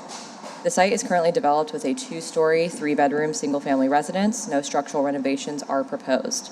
Important to note is that there is a discrepancy between existing land use and zoning. While current zoning permits neighborhood serving and scale businesses, surrounding land use is almost entirely residential and thus in conflict with the master plan. Additionally, there is a history of a short-term rental violation, 24-02217-rent, where the applicant was cited for illegally listing the rental on Airbnb. The staff finds that while the proposed use is consistent with the master plan, ultimately, the discrepancy between what is currently permitted/zoned in this district and the realities of surrounding land use deter staff recommendation for approval. Therefore, staff recommends denial of zoning docket 021-26. Thank you. The applicant would like to come up. I have 2 cards on this matter. Ms. Starks and Ms.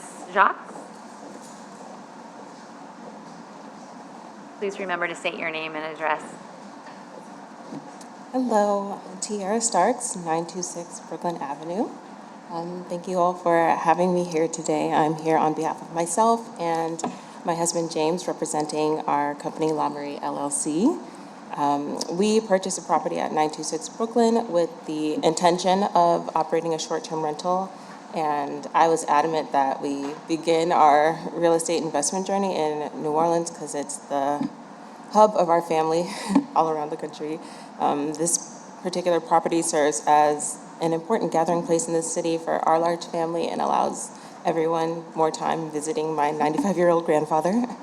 And after reviewing the city planning report on our conditional use application, I would like to respectfully challenge some of the assertions made in the report that seem to be based on statements about short-term rentals more generally and not the specifics of our situation.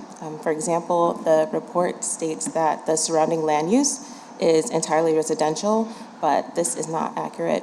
For example, Kern Studios, both the Mardi Gras studio and the film studio are directly across the street from our property.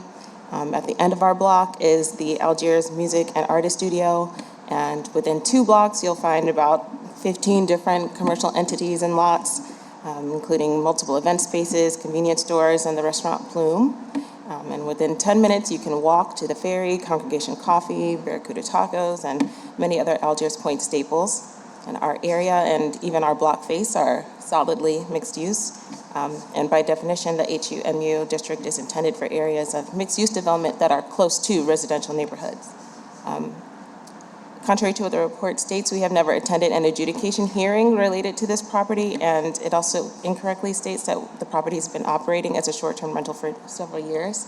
The moratorium on short-term rentals has financially devastated us, and this property is facing imminent foreclosure if this application is not approved. And there are several abandoned and blighted properties in our section of Algiers Point, including our immediate neighbors, and without our care, this property will become another vacant building on our street. And it's a historical property once owned by a notable jazz musician and whose story we honor throughout the home. And we ask you to allow us to continue telling this story. Thank you. Thank you. Thank you. Ms. Jacques? Yes.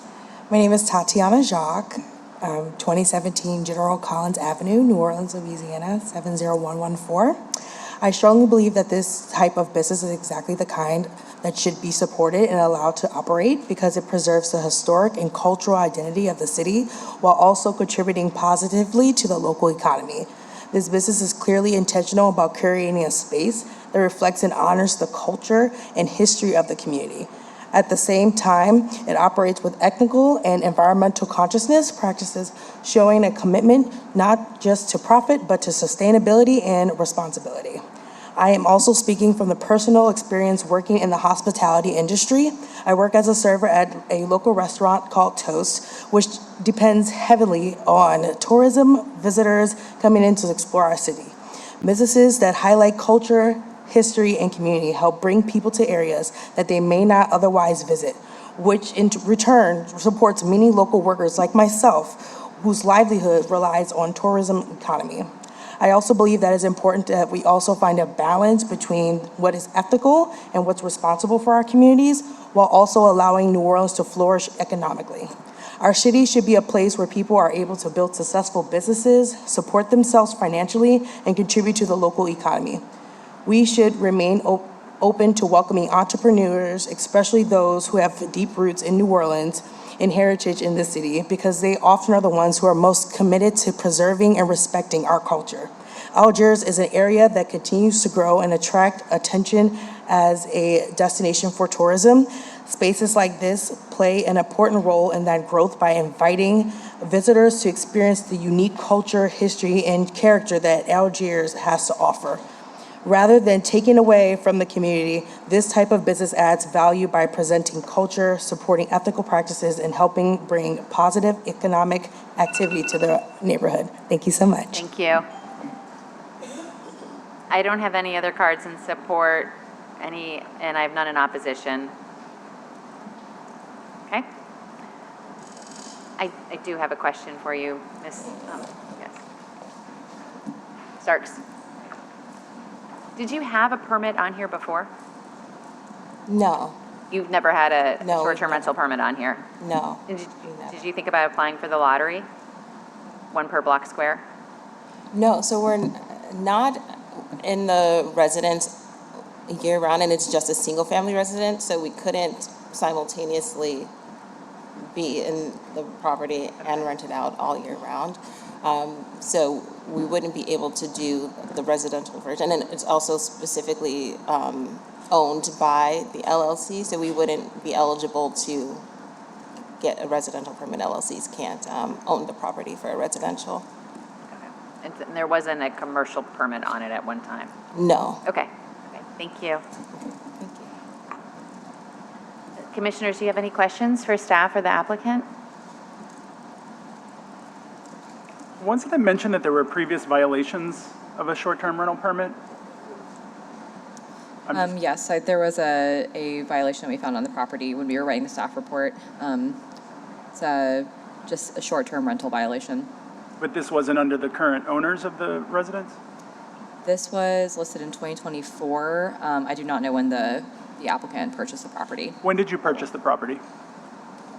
Or the LLC, whoever owns it? I can speak to that. We purchased a property in 2023. So we did have the property listed specifically during the time when there was the restraining order on the short-term rental regulations. And once they were reinstated, we received the notice that they had been reinstated and were given the opportunity to remedy it. And our remedy was just to take our listing down, and we haven't done anything within that time. I've definitely been very intentional on being very respectful for whatever existing regulations there are. I've been encouraged on a number of occasions to just operate anyway, and that's not really something that I'm interested in at all, and contrary to what my moral standards are. And I do really respect the city and whatever the current governance is. So whatever the existing rules are, we will definitely abide by them and have no interest in operating outside of them. Are you renting the property currently? I'm sorry? Are you renting the property out currently, not as a short-term rental, but just as a long-term? No, we're not. We actually put the house on, once we weren't able to do the short-term rentals, we put the house on the market literally like last January, but it hasn't sold. And that kind of also speaks to, in terms of like the existing land use, we have a lot of like abandoned and blighted properties kind of in our area. And that is something, just kind of like the look of the area is something that we've heard as feedback on why people haven't decided to purchase, as well as kind of, again, speaking to the land use, our area is a little more industrial. Looking across the street from us on Brooklyn, there is not like a single residential property on that whole strip. We're actually right across the street from the levee and the Jazz Walk of Fame. But you didn't try to put it under a rental for a year-long lease or something like that to help you while you were trying to sell the property? Because how would it be attractive to a short-term rental person if it's not attractive to a buyer or even a long-term rental? Because it's in a great part of the city. Like I said, we're right by the levee, so you can like walk really quickly to get to the ferry.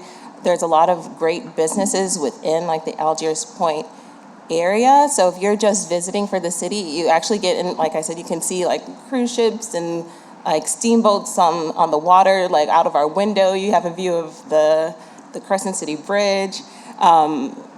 So you get a great feel for the city just for a visit. But in terms of like a family with a long-term stay, it hasn't been, I mean, at least just from the feedback they've told us, it hasn't been as desirable. And it's also not financially feasible, unfortunately, to do a long-term rental just because of the sheer cost of insurance. We pay over $1,200 a month on insurance alone, largely because of the size of the home as well as the age. The house was built in, even though it's been renovated over time, the original structure is from 1901. So between the age, the size, and if you're not doing a post-Hurricane Ida policy on a home in the Gulf, it's just like astronomical. So even our insurance payment alone wouldn't really lend itself well to an affordable long-term rent rate for someone. And whatever happens here today, you know you can do 30-day rentals. Yes, we did put it up for that as well. And it's more of like it's a large home. It's kind of like an upscale design. So we didn't really get very much interest, like for people coming through for work or something like that. We have put it on different sites and stuff like that, even for like insurance cases or something like that for over 30-day stays. And we didn't really get interest in that either. We've tried so many avenues to try to handle it the right way, but we're running into some barriers. Thank you. Thank you. Ms. Stark, sorry. Am I to see, I think in the staff report, if I'm reading correctly, that no one turned out to the neighborhood participation program meeting? Yes, we had zero. Have you had any interaction or feedback with or from your neighbors? I actually had a really long talk with one of the business owners in the area yesterday. That was really nice. And they were in full support of our application, and they're excited at the idea that we could be keeping up the neighborhood and not having, like I said, on either side. We just have a lot of things closing down. So they were kind of glad that we would be keeping the neighborhood up and adding some activity to it. And then the only other correspondence we had, like we said, Blaine Kern at Kern Studios is right across from us, and Blaine Kern Jr. reached out and said, oh, he was sorry he missed the meeting, but wished us luck with our short-term rental. Can staff remind us what is the status of the short-term rental study or moratorium? So just because we have other cases here today also. Yeah, so this interim zoning district exists as to essentially put a pause on the underlying regulations while the study is considered by the council, and the council moves forward with adopting new regulations should they choose to do so. The study has been received by the council. They have not yet introduced legislation, which, once introduced, would come through the Planning Commission and to you, but at this point, nothing has yet been introduced. Commissioner Sieg? Can staff reiterate the staff's reasoning for the recommendation for denial? Yes. So from what we interpreted a more residential character of the neighborhood, and when discussing what would qualify essentially for a recommendation for us or not, the idea was that the land use, the current actual realities of the land use itself and the district would match better. And in this case, it seemed like the district was a little bit more open to different uses than what we were seeing on the map. So we were looking at it and saw that it looked residential and thought, okay, this isn't really in line with, again, the realities of land use there. But like she said, there are shops around, I would say less so shops than studios, but not enough for us to justify the recommendation of approval.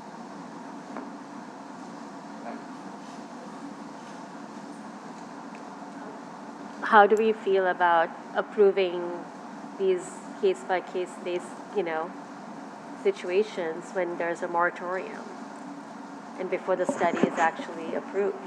So just to be clear, there is not a moratorium. There is a interim zoning district that establishes that commercial short-term rentals are approvable through a conditional use process, depending on the criteria that were articulated in that ordinance. So there's no moratorium, there's no prohibition. It's just a process that has been imposed on a use that used to be permitted by right. Thank you for the clarification. To further on that, what's the spirit of the IZD then? What was the intention of the council by implementing the IZD? And are we going to butt up against that by making any conditional approvals? So it's an interesting question because the regulation of short-term rentals has been a 10-year journey in the city of New Orleans. And this IZD was enacted recently. There was a prior IZD in place. The context for both of those IZDs was that the City Planning Commission would produce a study, the transient lodging study. And so the City Planning Commission has produced that study with the help of consultants. That study is currently pending, it's been transmitted to the City Council, and the City Council is beginning the work of reviewing that study and coming up with proposals for new regulations of commercial short-term rentals. The short answer to your question is that it is a placeholder set of regulations until permanent regulations can be put in place. So I'm reviewing this city block. There are currently and the entire block is historic urban mixed use, which by right, other than the IZD, would permit this property to be a short-term rental. Am I correct? Yes. There are currently 2 properties that are licensed or permitted for short-term rental in this block, and there are also 2 denials. I'm a little bit curious about whether we could get information on those denials to see if we'd be in conflict with why those particular properties were denied. It might give us some more information to consider this request. Yeah, I'd be interested to know what denials you're referencing, because it may be that there's kind of 2 types of short-term rental. There's the residential, which are limited to 1 per square, and then the commercial that's not. And so, because this was until recently permitted by right, we haven't had other applications for this particular block. So I'm thinking perhaps the denials are somebody tried to do a residential version of an STR and was not allowed because there was already the one on the square. So yeah, I mean, all of that is to say this is kind of the certainly the first application in this area that we've received through the conditional use process. Mm-hmm.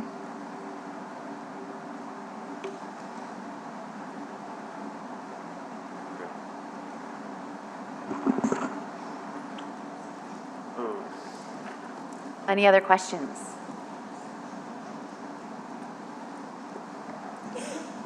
To staff, are we on deadline? We are not on deadline. I'm going to ask every time.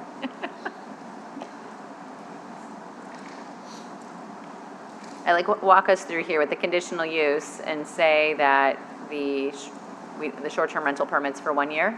I know we're discussing 2, but it is for 1, correct? So the interim zoning district is for 1 year and could be extended. Any individual commercial short-term rental permit is permanent as a zoning entitlement. So just kind of making the distinction. Okay. So this would create. Let me clarify that. There's 2 levels of regulation. One is the zoning entitlement and one is the licensing requirement. The zoning entitlement would put a permanent zoning entitlement on the property, but the license needs to be renewed annually. Right. Thank you.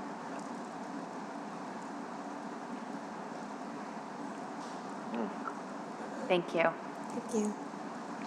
And does that mean that if we wait until the council passes their rules, and if they establish it as a license, that the property wouldn't have that entitlement, and it would just be a license in favor of whatever applicant is the applicant? So this application would be vested under the regulations? Yeah, it would, but I mean, if this was approved, it would be a conditional use that runs with the property.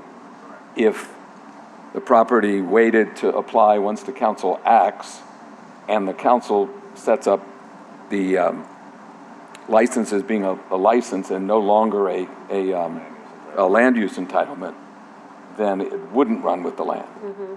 That's a lot of ifs, but if that... That is true. I think the caveat to that is that depending on what the resulting regulations are, this property may not be entitled to get that license to begin with. Right, okay. Oh, another last question. Is the property still on the market? Yes, it is. And is that your intention to sell it? At this point, we're just trying to see what works, throwing everything at the wall and seeing what sticks. Like I said, it's like we really just can't afford to not be able to operate, but then also still have the... So if we approve this and the property gets sold, what happens to the approval with the new buyer of the property? As a zoning, it'll go with the property.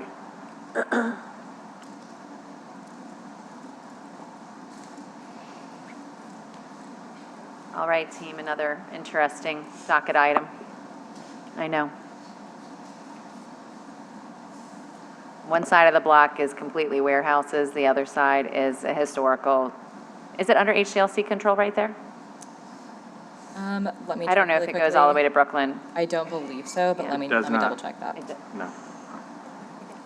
Yes, it is. We got handrails and we had to go through HDLC approval for that. I'm Yeah. seeing Algiers Point Local Historic District, full control, yes. Oh, it is full control? Okay. Thank you for putting your handrails and abiding by the HDLC rules. All right, commissioners.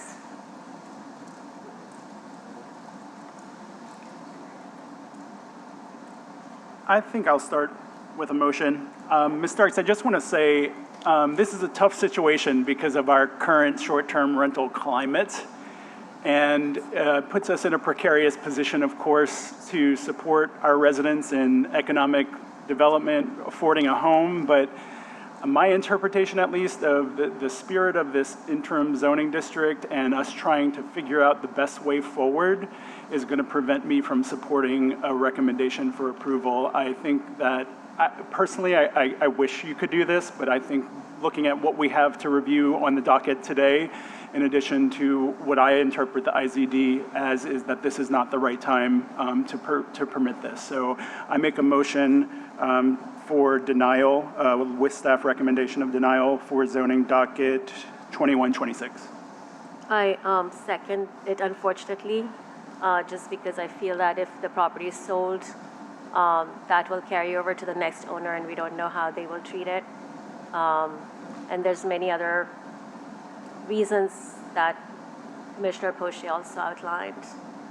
So I think it's really unfortunate, but we have to go by the rules. So we have a first and a second for denial. Any questions, comments? If not, let's vote.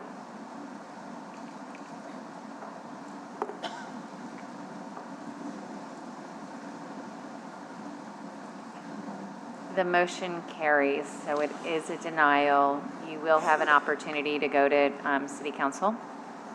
I don't know when that date is, but to be able to present to them. We are just a recommending body here. Not just, but we are. Can't just make recommendations. Okay. Thank you. We are moving on to zoning docket 022-26. All right, zoning docket 2226 is a request for a conditional use to permit a commercial short-term rental located at 8112 Breakwater Drive in an SLM Lake Area Marina District in the Transient Lodging Interim Zoning District. While the site is in an SLM district that would otherwise allow a commercial short-term rental by right, this requires a conditional use as the site is in a citywide Transient Lodging Interim Zoning District, which allows such uses as conditional. The subject site is comprised of a 2,500 square foot, 2-story boathouse and is situated along Lake Pontchartrain with primary street access via Breakwater Drive. The staff finds that the proposed use is consistent with the master plan and meets the standards for approval in Article 4 of the Comprehensive Zoning Ordinance. Additionally, staff finds that the proposed use meets the approval standards written into the interim zoning district. The report is written with a recommendation for approval. However, within the last few days, concerns have been raised over ownership authorization. Therefore, staff recommends deferral to the April 28th CPC hearing to allow for the Municipal Yacht Harbor to vote on this matter at their April 14th board meeting. And this is also subsequently the same recommendation that we have for zoning docket 2326 as the sites are situated side by side. And the land is owned by the levy board, correct? Or It's city-owned property City-owned through the property. Municipal Yacht Harbor. correct? Can you repeat that, please? The city owns the The boathouses. yard, for lack of a better term. The individual boathouse owners own the improvements, but they lease the right to be there from the city. So the city is the owner, basically, through the Municipal Yacht Harbor Association. Good catch. So we do have Mr. Callie, you're here, I believe, if you would like to come and share your address, and you can speak on one matter, and then we need to vote, and then we need to speak on another matter. So this would be on 022-26. Yep, James Calley, address 8112 Breakwater Drive on this one. I thank you for having me. I can tell you your staff's been incredible throughout this entire process, and what hit them in the last 72 hours that I was not aware of until I was getting on an airplane last night at 4 o'clock to be here. They've been very supportive through the process and working with the Municipal Yacht Harbor today. As a matter of fact, to get there and pending approval that they don't expect the Municipal Yacht Harbor Board to push back on this at all. For reference, both this property and the property next door, I own them. I guess the improvements, my family's owned one of them since 1968, 66, and the other one I bought in 2000 because it came available next door, and those never become available next door. The short-term rental, it has been a short-term rental product for years. One since 2017, the other since 2020 when I bought it. Tried to file continuance of application for the short-term rentals because that's what they've always been. I've paid my taxes, I've done everything I'm supposed to do. They would never accept the application of the short-term rental office, so unfortunately I can't get grandfathered because even though I had permits, the new permit application was never accepted, so I'm in the middle of a pickle with that. So I stand here today. I also have financial concerns. I've been shut down since August. And to reference some questions you just had for the other guest, I have done month-by-month rentals because I'm desperate, even if I cover 50% of the costs, with the idea that, once again, we can offer this up for people who are interested in spend time in the Municipal Yacht Harbor. It's a great opportunity for them to be able to rent our units, and as they have since 2016. My past guests are really upset that they can't rent it right now, but I'm kind of at the mercy of where we stand today. So I spoke to the Municipal Yacht Harbor earlier today that said they don't expect anything to come forth on that April the 14th meeting. I will attend that meeting, and that they expect approval for that, and signed a letter as such and sent it to Stephen and I at 1:30 p.m. today to say they expect it to go forth. Thank you. Yep. I don't have any other cards to speak on this matter. If there is a motion for... I'll make a motion for deferral to the April 28th meeting. April 20th? 28th, is that right? April 28th. 28th. The Thank you. day after my birthday, everyone. All right. Is there a second? Okay. Any discussion? Wanted to ask the applicant, you had a prior permit? And when was that issued, and how many years did you have that? Okay, I heard the first part of the question was, did I have prior permits for short-term application and short-term rentals, and yes, I did. And do you remember the duration from what? For 8114 Breakwater, it was 2017 through 2023, 4? And the other one, but we just were shut down in August for that. And then the other one was 2020 when I bought the unit next door. So I had it for that duration too. One of my questions for you today was going to be could we pass this conditionally through you, as if the Municipal Yacht Harbor says this is fine, so I don't have to come back to Hold New on. Orleans. Sorry, we have to vote on this motion first. Yeah, no worries. Okay, thank you. Hopefully. I think we have a first and a second. We had some discussion. Yeah, Let's vote. I'm the second, yeah. Okay. Is there any discussion? There's a motion on the floor to defer this to April 28th. Well, I guess, can we gauge the interest if we can approve this, given the applicant's question just now? And I would... Well, we have a motion. Right, but I could, cancel my motion, if that was a possibility. That made sense. So I was actually on my way over to ask the applicant if he knew what time the Municipal Yacht Harbor meeting was that day, because it's the same day as our next as our April 14th meeting. And if we're able to get a decision. It's at 6:30 at night. It's 6:30 at night. This would be deferred to April 28th. Yes, that's correct. That is seeing if the there was current an motion. opportunity to defer it to the 14th, and instead of having to go the extra 2 weeks. Got it. Okay. Is it appropriate for me to ask right now why the permits were lapsed on the short-term rentals? The staff? Yes, sir. What, They would not accept the renewal applications. Any elucidation on that? We don't process those applications. so That I would be can't tell safety you. and permits. Yeah, it was So you it really did- upset. It was Wait, very upsetting. Did safety and permits stop accepting renewal? Okay, I'm going to just look at legal for a second. We need to be able to continue to ask questions, or do we need to? We're having a discussion, but we were discussing among us, not necessarily with the applicant. I understand the benefit, but I see eyes over there. You have a motion and a second? Yes, Then I would say you need to go forward with the vote. correct. So no discussion? We have to have discussion among ourselves, not with the applicant. Applicant. Right, because we have a first and a second. Is the Safety and Permits Department not accepting application renewals for existing short-term permits? I am not aware of any kind of blanket policy, but again, that's not something that we are involved with. They did grandfather some of the applications, some of the permits, correct? Again, I can't speak to what their status is. I don't know why I'm, So we have a first and a second to defer until April 14th, April 28th.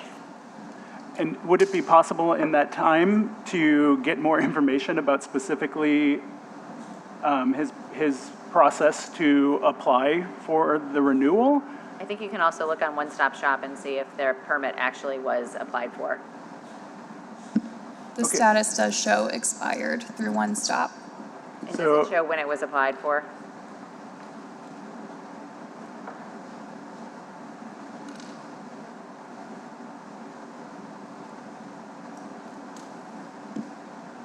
For 8114, I see that the date was filed as 7/9/22. That's been closed and the status is expired.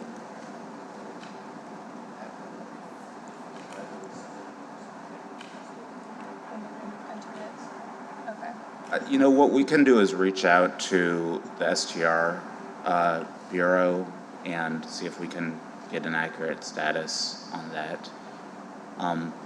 You know, the records that show on the One Stop are, you know, it's possible they're not entirely complete. So are we going to move forward? with We're this going to try to vote. Thank you.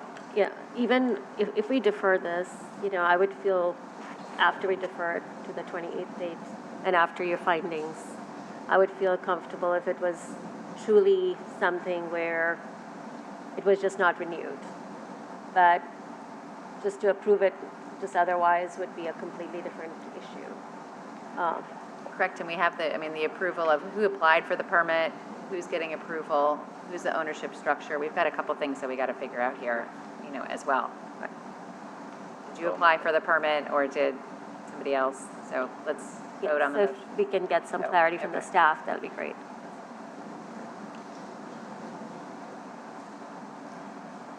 All right, the motion carries for deferral to April 28th. Now we'll move on to zoning docket 023-26. Zoning docket 2326 is a request for a conditional use to permit a commercial short-term rental located at 8114 Breakwater Drive, immediately next door to the previous case, zoning docket 2226. Again, the report is written with a recommendation for approval. However, within the last few days, concerns have been raised over ownership authorization. Therefore, staff recommends deferral to the April 28th hearing to allow for the Municipal Yacht Harbor to vote on this matter at their April 14th meeting. Thank you. Mr. Callie, if you'd like to come and state your name and address again. James Callai, 8114 Breakwater Drive. So nothing really to add, except I know this is none of your issue, and I'm sorry that we've gotten to this position today. They would not accept our application of the short-term rental offices when we went for the renewals because the office had been, shut down and not accepting. I'm just trying to play by the rules. And once I learned I couldn't do this, I had to get a conditional use permit. That being said, I'm here to do it. The properties are maintained beautifully, the guests are happy, we pay our taxes. I'm just trying to get this back on the market again. And there's nobody who loves West End better, doesn't want to take care of West End better. 8114 Breakwater Drive was the first house that was rebuilt after Hurricane Katrina because I was not going to let it stand in that dilapidated state. Still feel, anyway, nothing to feel here. I'm looking for the conditional use permit so I can move forward. I appreciate your consideration earlier for approval here pending what Municipal Yacht Harbor would say, because it's really hard for me to travel back here on the 15th, and now y'all are asking me to come back 2 weeks later when I have a job and I'm continuing to take days off for this purpose. So, thank you. Thank you. And staff, I guess I just would like to know what, was the permit, can you apply for a short-term rental permit when you only own the improvement and you don't own the land? So I think that's the issue that came up in the last several days, that because Mr. Cowley owns a leasehold interest in the property and not the property itself, we typically require the owner to sign off on the applicant as being an approval. And the Municipal Yacht Harbor is the owner in this case, so they can only act through their board, which doesn't meet until April. But to piggyback off of that, he did have 2 active short-term rental licenses for these properties. So there is a history there. Yes, okay. All right, is there a motion for, well, could do a motion for a deferral or Commissioner Poche? I don't have a motion yet. Making a motion to defer zoning docket 23-26. All right, is there a second? In line with the earlier motion. I'll second. Now you can have, Commissioner Poche, would you like to say something? Only to staff. Yeah. It sounds like this was our fault in City Hall. I don't know if that's a leap. Yeah. So are you referring to the comments about not renewing? Yeah, yes. I think what the applicant is saying is that there was a period of time where the city was not allowed to regulate short-term rentals because of the pending litigation. And my understanding is that his active license lapsed during that period, and that by the time the city was able to start accepting applications again, his application had lapsed. Mm-hmm.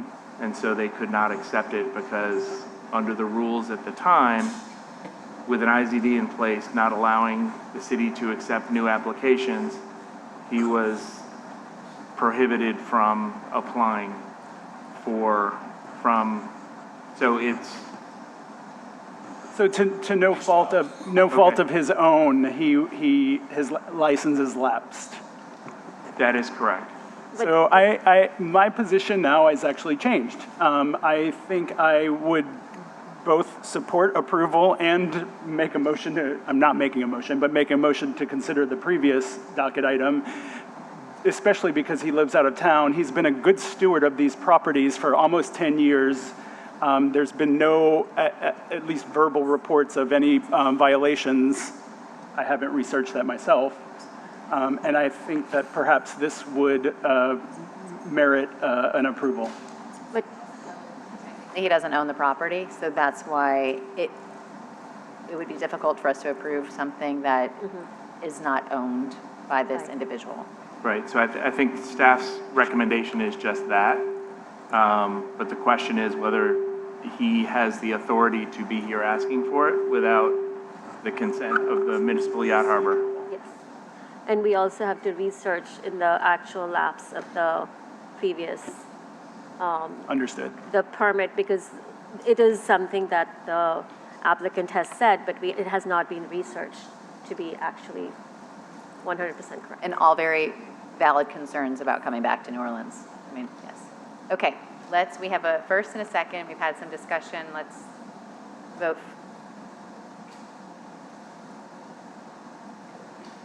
It's been deferred until April 28th. Thank you. Zoning docket 024-26. All right, this application is a request for a text amendment to Article 18 of the Comprehensive Zoning Ordinance to establish a new overlay district called the Convention Center Hotel Overlay District, affecting the area generally bounded by Convention Center Boulevard, Andrew Higgins Drive, South Theater Street, and Mississippi River Heritage Park. The proposed language for the text amendment includes changes to the permitted land uses, allowable building heights, floor area ratio limits, design standards, bicycle parking requirements, loading space requirements, curb cut allowances, signage restrictions, and exterior lighting requirements. In analyzing the proposed text amendment, staff is focusing on the intent of the master plan, particularly the future land use maps, as well as existing boundaries and overlays, including historic districts. Because of the significance of height limits in the CBD, staff is also consulting former height studies and comparing nearby similarly situated sites. After discussions with the applicant, staff recommended deferral of zoning docket 2426 to the April 14th meeting to allow time for the applicant to submit updated plans and details regarding the request. Staff will also require additional time to review updated materials and comments while coordinating with involved stakeholders. Thank you. We have one docket item? No, or one card? No, okay. Anyone else here to speak on this matter? All right, then let's go ahead and I need a motion. Oh, there's a motion and a second. I'll make a motion to defer to the April 28th meeting. Great. Is there a second? It's the 14th. 14th, yes. I'm sorry. I'll correct that, make the motion for April 14th deferral. And Second. any discussion? All right, let's vote.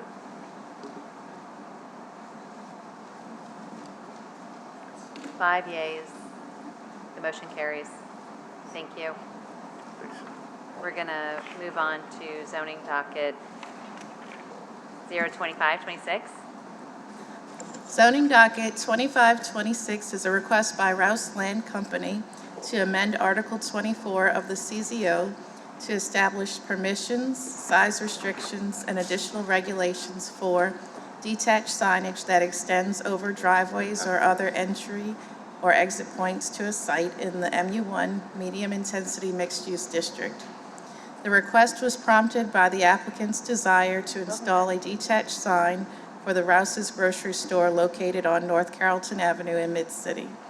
The proposal is driven by the site's atypically large lot size and unique development pattern within a pedestrian-oriented mixed-use context. The site is located within an MU1 mixed-use district at the intersection of North Carrollton Avenue and the Lafitte Greenway. The intent of the district is to support development built at or near the street line with minimal setbacks and a strong emphasis on walkability. Along Carrollton Avenue, the district abuts an HUMU Historic Urban Mixed-Use District and transitions to HURD2 Historic Two-Family Residential Neighborhoods in the interior, requiring careful consideration of scale and compatibility. Signage is a component of the built environment and, like building height and setbacks, should be compatible with surrounding architecture, building scale, and land uses. Urban design principles for retail areas emphasize maintaining a consistent scale and character in signage and architectural elements, and existing signage policies are intended to reduce visual clutter and reinforce pedestrian-oriented streetscapes. Allowing pole-like or entryway signage in this context would introduce auto-oriented elements that are inconsistent with these objectives and do not appropriately transition to adjacent lower-density residential neighborhoods. Additionally, the request is prompted by site-specific conditions and is not supported by a demonstrated citywide need. Staff seeks to maintain clarity and simplicity within the CZO and to avoid crafting regulations tailored to a small number of properties. Viable design alternatives exist that would allow the business to achieve effective site identification, including the use of architectural features to highlight site entrances and the installation of monument signage along North Carrollton Avenue consistent with nearby developments. Additionally, the request is inconsistent with the master plan. Therefore, the staff recommends denial of the proposed text amendment. Thank you so much. Mr. Gremion? Did I pronounce that right? Gremion? Gremion. Please state your name and address. Jack Gremion, 1609 Corbin Road, Hammond, Louisiana. Thank you for letting us address you today. We respectfully submit this response to the staff recommendation regarding the proposed amendment to Article 24 of the Orleans Comprehensive Zoning Ordinance. While I appreciate the staff's thoughtful analysis, we believe the proposed regulation can be consistent with the intent of the MU1, medium intense mixed-use district, and the goals of the plan for the city master plan when evaluated in the context of unique conditions present at this site. The property occupied by Rouse's Market Grocery Store along North Carrollton Avenue differs significantly from typical MU1 parcels. The site is unusually large for this district and functions as a neighborhood serving retail anchor at the intersection of Carrollton and Conti Street. Because of its scale and internal circulation patterns, a clear visible entry marker is necessary to safely and efficiently direct vehicles entering and exiting the site. The requested signage type is intended to mark the primary driveway entrance rather than to function as a traditional pole sign oriented toward high-speed traffic. In this context, the sign would operate as a gateway element identifying the site entry, a design feature commonly used to organize circulation of large urban parcels. Staff expressed concern that the proposed signage would introduce auto-oriented elements inconsistent with the pedestrian character of the district. However, the amendment does not require the sign to take the form of a conditional pole sign. With appropriate dimensional limits and design standards, including the height restrictions, architectural integration, and pedestrian clearance, the sign could reinforce the built environment rather than detract from it. The MU1 district encourages mixed-use development in neighborhoods serving retail. In practice, such use must accommodate multiple modes of access, including pedestrians, cyclists, and vehicles. A well-designed entry sign can improve wayfinding and safety without You can finish your sentence, please. compromising walkability. Is that it? Thank you. Okay.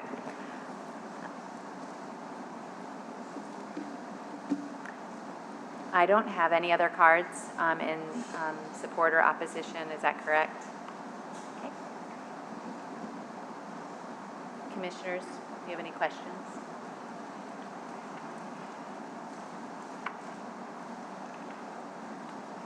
Staff, does the sign incorporate lighting as shown in the diagram?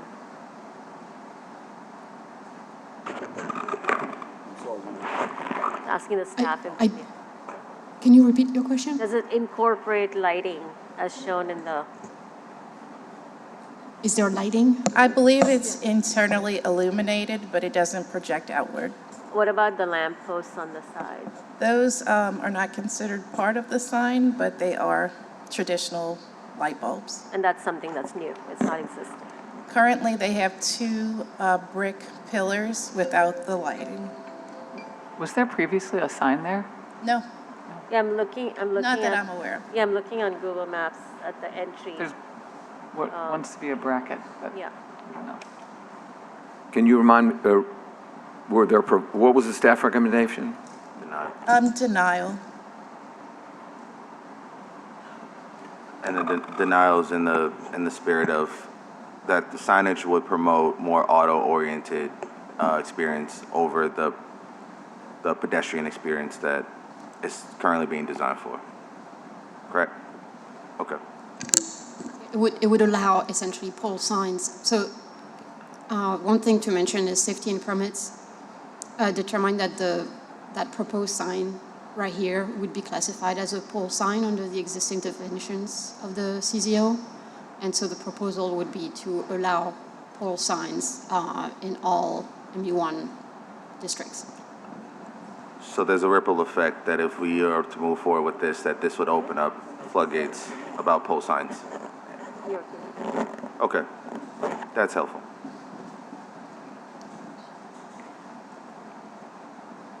Is there a motion, my fellow commissioners? Support. Sorry. So just across the street, the mid-city, the market area, it's a very similar set of columns with a sign. And that's okay? Yep. And was approved? So that was built under a previous zoning ordinance. We're not clear whether that signage dates from the original construction, I see. and so we can't really speak to how the old zoning ordinance would have classified that. I see, okay. And that's for pedestrian, where this would be for automobile. Correct. Automobile. Automotive. I mean, isn't the entry to Rouse's already an automotive entrance? So it's signifying an automotive entrance anyway. So there's a curb cut to the parking lot, and it has currently the brick columns. And they want to include signage to draw attention to that existing location.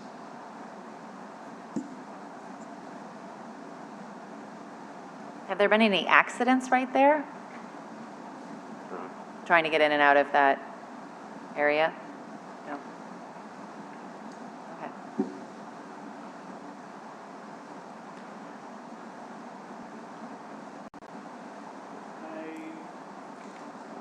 What are we on? I move to deny zoning docket 2526. Is there a second? This is a motion to deny from Commissioner Poche. Commissioner Sieg, seconded. Any discussion? My discussion is, I'm not against this specific location. However, what it's going to do to the text amendment will proliferate a bigger challenge. So if this was a spot scenario, I think myself, and I can't speak for the rest of the commission, but I think we'll be all in. But the implications are beyond this one site, so. Yeah, I feel the same way. I think it does help direct traffic into that parking lot, but it needs to be, the broader implications of pole signage are to be examined. All right, let's vote.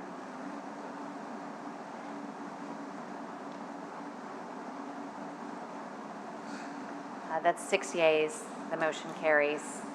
Thank you. Zoning docket 2626. Zoning docket 026-26 is a request for a conditional use to permit a social club in the CBD 6 Urban Core Neighborhood Mixed-Use District. The subject site is located at 420 Julia Street. It was originally constructed as a warehouse in the 1840s. The structure is an adaptive reuse of the former Louisiana Children's Museum and is now known as Common House New Orleans. The building operates as a mixed-use development with long-term residential uses and hotel uses, including a restaurant, bars, fitness center, rooftop pool, event, and workspaces. The applicant is requesting to allow for a social club use to retain the amenities provided on site. The proposed uses associated with a social club are essentially the same as the existing hotel's ancillary uses, which are all compatible with the mixed-use character of the immediate surrounding area. This application does not propose any changes to the footprint of the building nor any structural or design changes for the site. The proposal would permit the flexibility of the hotel to convert commercial units to residential units while continuing to operate the social club. Since the social club is private membership only, there would be no changes in impact to the surrounding area. This proposal aligns with the core purpose of CBD 6 zoning district, intended to provide for a downtown neighborhood environment with a range of mixed-use housing while supporting residential services and commercial uses. Therefore, staff recommends approval of zoning docket 026-26 subject to 2 provisos. No. Mr. Cortez? Cortez. Thank you, Madam Chair and Commissioners. Richard Cortez, 201 St. Charles Avenue, 70170. First of all, I want to start off by thanking the staff for their recommendation and work on this project. I know they also did a site visit. And as was reported out in the staff report, nothing is being changed here. Frankly, nothing new is being proposed. There's an existing social club at the site, the Common House. The purpose of this conditional use, however, is simply a proactive measure as there has been increased interest in permanent hotel units converting to residential units. Currently, the Common House amenities are accessory to the hotel. We move units to, and we have permanent residential units, but if we increase the demand of permanent residential units, we would be required to have a conditional use for the social amenities, the Common House social amenities. And frankly, a lot of the permanent residents really like the amenities of Common House, and so we want to preserve the ability to continue operating the social club. One note that my law partner Jeff Good noted and caught in the staff's report, and it's just really a technical comment that I'm making here, is on the analysis, number 4, use standards for social club or lodge requirements. Social clubs and lodges leased or used as reception halls shall comply with the requirements for reception halls. We will comply with the use standards in the CZO. However, it says, frankly, that it's not applicable. Safety and permits would enforce this requirement regardless, but I just want to note that we do have a reception hall and we will comply with the use standards. And frankly, on page 7, staff does acknowledge that there is a reception hall that's being used there. So anyway, it's just a simple technical catch in the report, but we appreciate the work and hope you can support the staff's recommendation. Thank you. Thank you. And I'll let the record note that you were seated 2 minutes, so by Mr. Good. I'll spare y'all. I have no more cards in support, but I do have 2 cards in opposition. Mr. Jeffrey Seisman and Jared Penna. Gerard. You have 2 minutes. Please remember to state your name and address.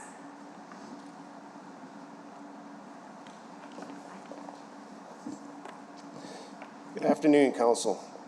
My name is Jeff Seamson. I'm an attorney representing the Lofts Condominium Association.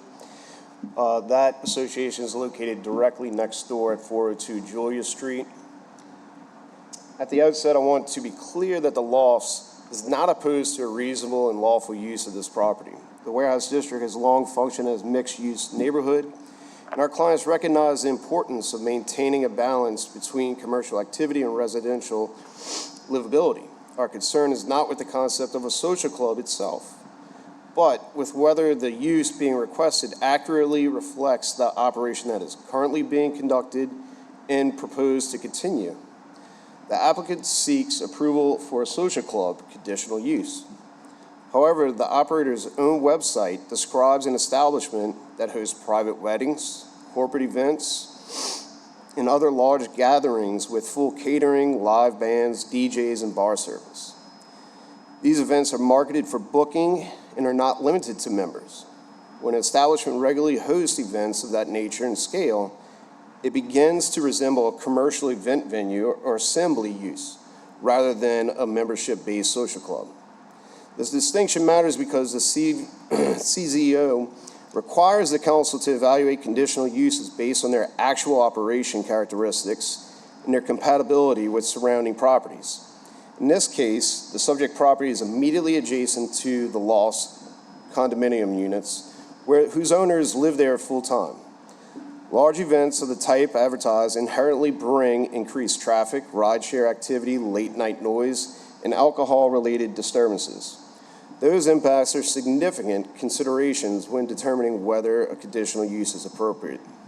For that reason, the Lofts respectfully ask the council to ensure that the use being approved accurately reflects the operation being conducted. If the establishment intends to function as a true membership-based social club, then the approval should be narrowly drawn and accompanied by clear and enforceable conditions that limit the frequency and scale of non-member events, establish reasonable hours of operation, and address noise and traffic. Thank you. Thank you. Mr. Penne?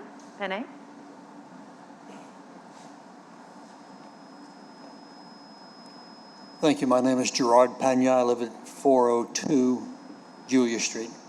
I came here more for informational than anything because the positive information that was provided to us is what the plan was.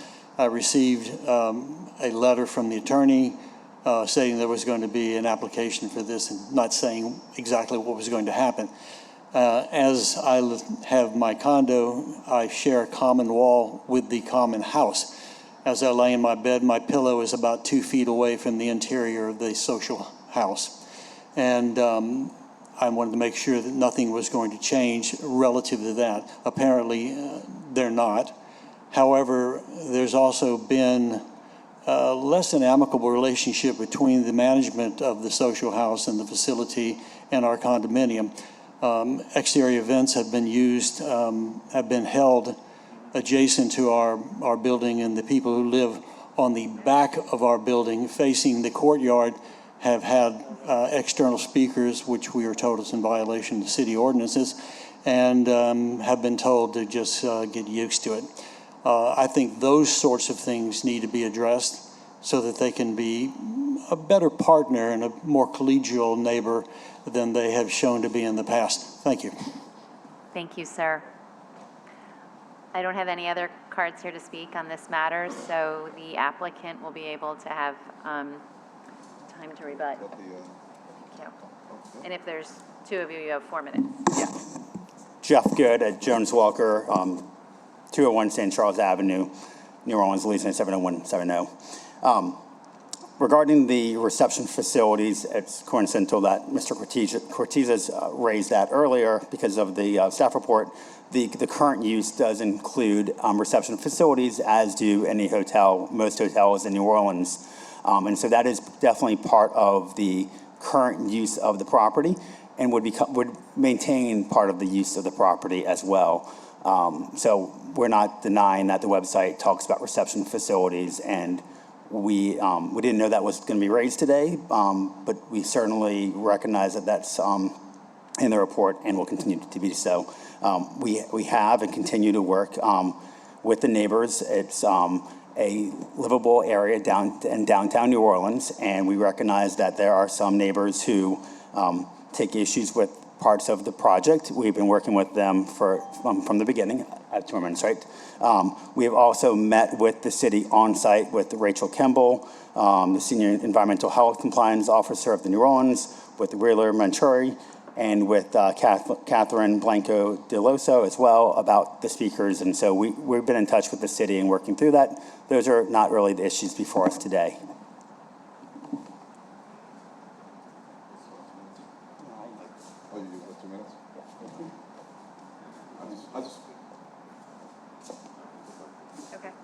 I'll be real quick. I just wanted to add to Mr. Good's comments that those are legitimate concerns. We are addressing those with the neighbors. I can tell you that the director of nighttime economy has met with the manager on site. They're working on a plan to inform the neighbors whenever special events occur. So that's something in a good direction. I would also add that the purpose of this conditional use is because we are going from hotel units to permanent residential, which naturally will lessen the amount of special events that occur on site. So I think that would address the issues of special events. Thank you.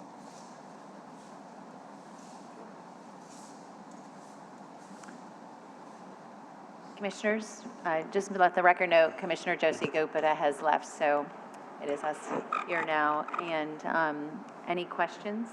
I have just one question before we take up a motion, just for the applicant, just to kind of speak to the issue about the speaker in the courtyard. Obviously, I know that's a different case than the actual event rental space, but just thinking about good neighbor and navigating the shared wall. If the applicant can speak to what movement attraction has already been made or what effort's going to be made to mitigate some of that exterior sound. Well, so all exterior speakers were reviewed with the city on site and discussed with the city. There are speakers in the courtyard, which is interior to the properties. They're not facing the street. They're within, I don't know if you know the property, we can't see it there. There's a courtyard between the Lofts building and then 3 different sides of our property, our client's property. So those are one location there. Those speakers only, they don't have live entertainment unless there's a special use permit for those speakers. And then the other speakers are on the rooftop and they are underneath the canopy, and they've also been reviewed by the city on site. So in terms of compliance, we've tried to make sure, we have made sure with the city on site that they had no issues with them.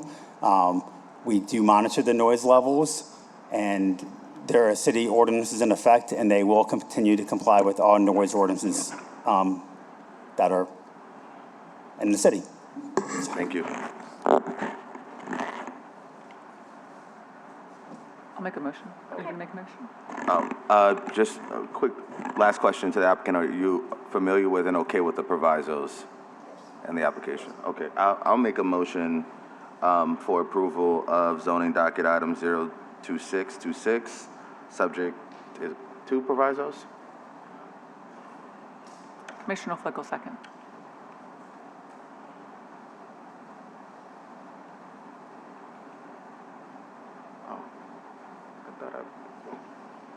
Okay, we have a first and a second.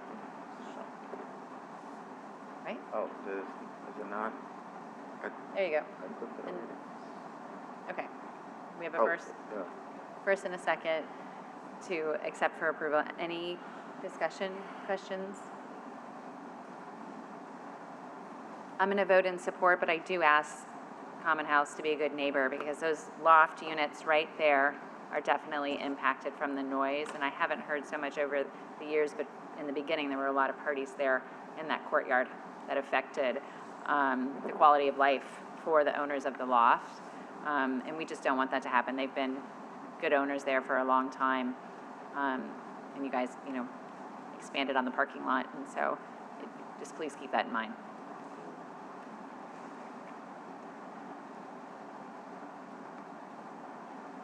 There you go. 5 yeas, the motion carries. Zoning docket 027-26.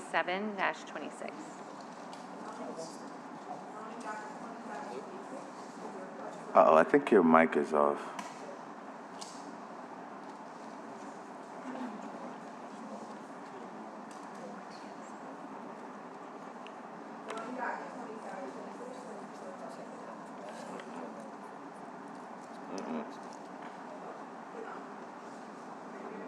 No. Okay, I'll do that. 2726 is a request for permission to permit a hotel in CBD3 historic commercial district in the Trinidad United interim zoning district. The site is developing a 4-story building with a floor area of 16,560 square feet. The site previously operated as a short-term rental, and the applicants propose to convert the site into a hotel with no alterations or additions to the facade or building footprint. While hotels are permitted by right in CBD3 districts, they require conditional use approval within the transient lodging interim zoning district. This request is consistent with the master plan, is suitable for the commercial neighborhood, will not displace any existing long-term housing, and will introduce a lodging use that supports local commerce. Therefore, staff recommends approval, subject to 2 provisos. Thank you, Mr. Cortez. And you have 4 minutes, but Mr. Good needs to be here if he's going to seat your We'll time. need it. You got 2 minutes then. We're good, thank you. Again, thank you, Richard Cortizes, 201 St. Charles Avenue, 70170. First, want to thank the staff again for their work. Hang on, sorry.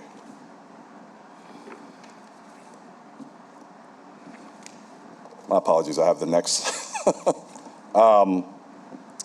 As was mentioned by staff, hotels are permitted by right in CBD3 district, But because of the transient overlay district, we're required to apply for conditional use. I can tell you that we will meet the transient lodging requirements. We will have staff on site 24/7. Security is provided. It meets the fire marshal standards for a hotel. It's got all the exits. There will also be a resident manager on site. Mr. Fertitta, who actually owns the building, lives right down the street at 521 St. Joseph Street. And as staff mentioned, this request is consistent with the master plan and meets the approval standards. So I would hope that you would support the staff's recommendation.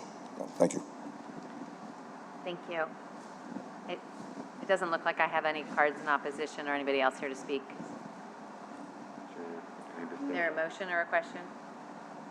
We're missing Commissioner. Oh.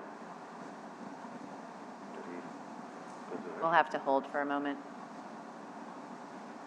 Yeah, we don't have enough for a motion to carry. Commissioner went to the restroom. You're back. There you go. All right, now we can resume. Is there a motion or? I'll make a motion for approval, subject to two provisos for zoning docket 2726. And I'll second. Thank you. Any discussion? No, it looks like a very clear project. I know often we're fighting for a balance in terms of residential space, and what happens in the CBD is very sticky sometimes, and this looks like a perfect location to move development forward.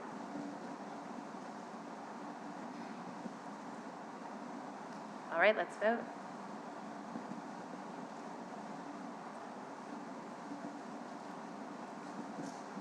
The motion carries. It passes. Let's move now to zoning docket 2826. So this is similar to the previous one. It's a townhouse structure in the CBD on St. Joseph, previously used as a short-term rental. The proposal is for it to now be converted into a small-scale hotel containing 4 units. They are normally permitted by right in this portion of the CBD, but due to the interim zoning district, conditional use is required for this hotel proposal. Given the criteria in the interim zoning district, which speak to surrounding land use patterns, access to transit, whether or not it will displace existing long-term residential housing, the staff finds that this is well suited for a hotel and recommends approval. Thank you. Mr. Cortez?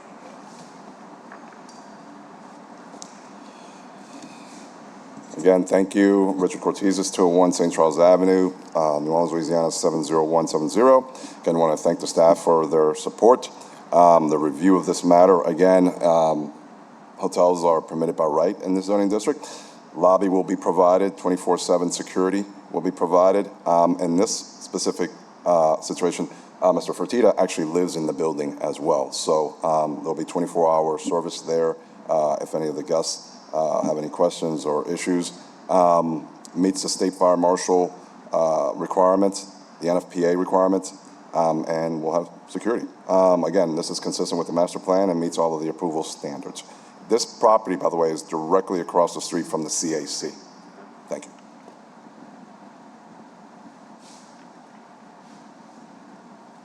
Commissioners, I don't have any cards else to speak. Okay. Is there a motion? Questions?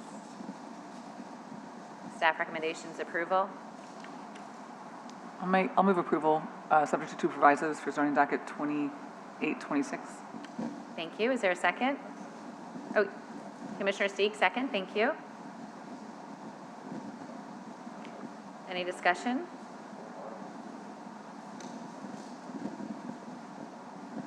Let's vote.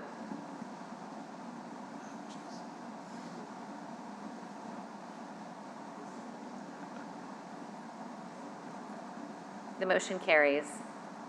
We'll now move on to zoning docket 02926. This is again, a similar proposal. This one's actually next door to the previous site on St. Joseph Street in CBD, formerly a commercial short-term rental. The proposal is now for this four-story structure to contain a boutique hotel with 8 units. Given proximity to transit, location within the central business district, and certainly the mixed-use purpose of the district itself, the staff finds this to be appropriate and recommends approval with 2 provisos. Thank you. Mr. Cortez, please. Again, Richard Cortizes, 201 St. Charles Avenue, New Orleans, Louisiana, 70170. Again, this is a request for a conditional use to permit a hotel. This is actually the sister property of 521 St. Joseph, directly across from the CAC, and actually very close to Restaurant Pesh. It's a very commercial, highly trafficked area, and we would ask that you support the staff's recommendation. Again, it meets we will have a full-time lobby, resident manager, meets the fire code, meets all the standards for a hotel. Thank you. Thank you. I have no other cards to speak.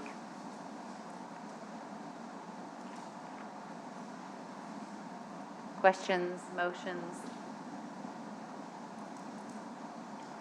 Commissioner Flick will move approval of zoning docket 2926, subject to 2 provisos. Second. Thank you. Any discussion? If not, we'll vote.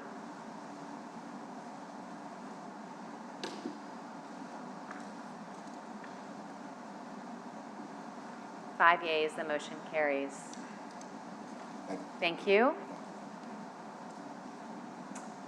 Subdivision docket 009-26.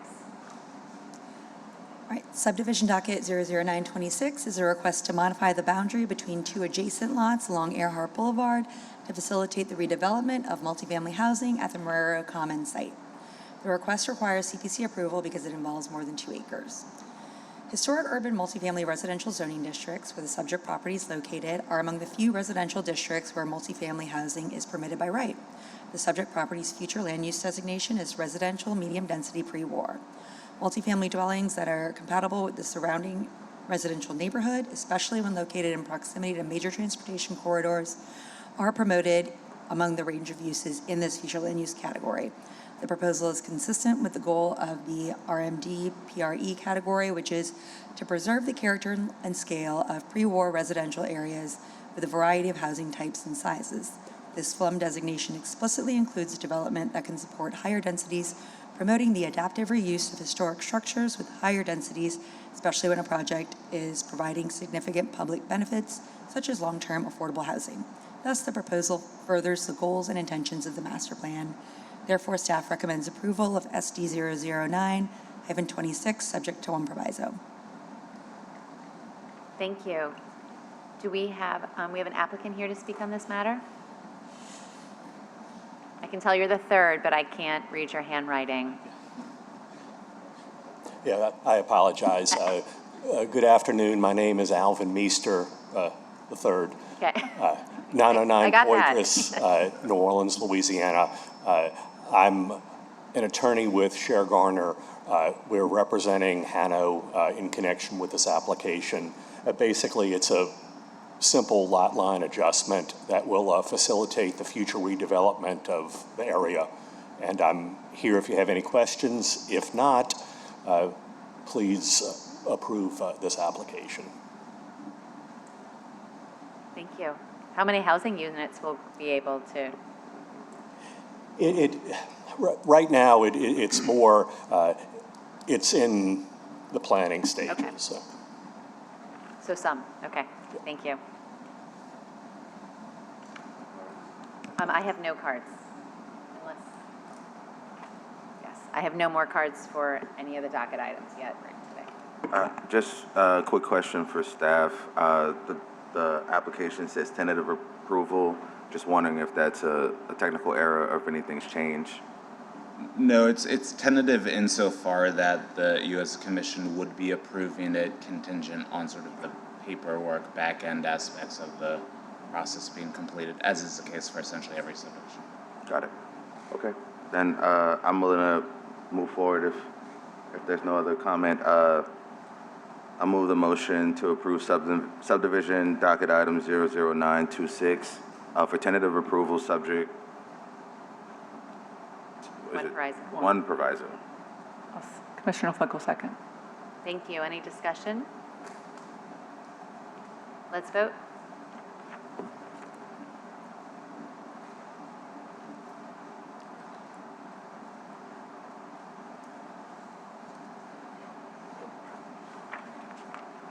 Five yeas. The motion carries. Thank you. Subdivision docket 01926. Is that right? 18. Okay. Oh, 1826.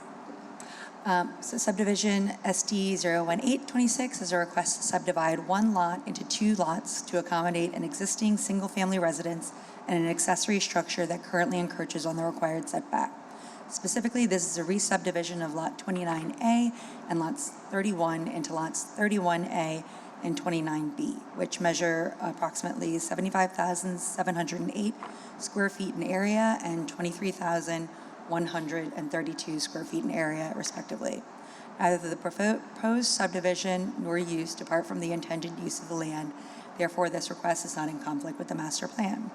Currently, only one of the sites is vacant, though the request stems from the applicant wishing to redraw the property lines in order to accommodate a shed that is too close to the setback as they own both parcels.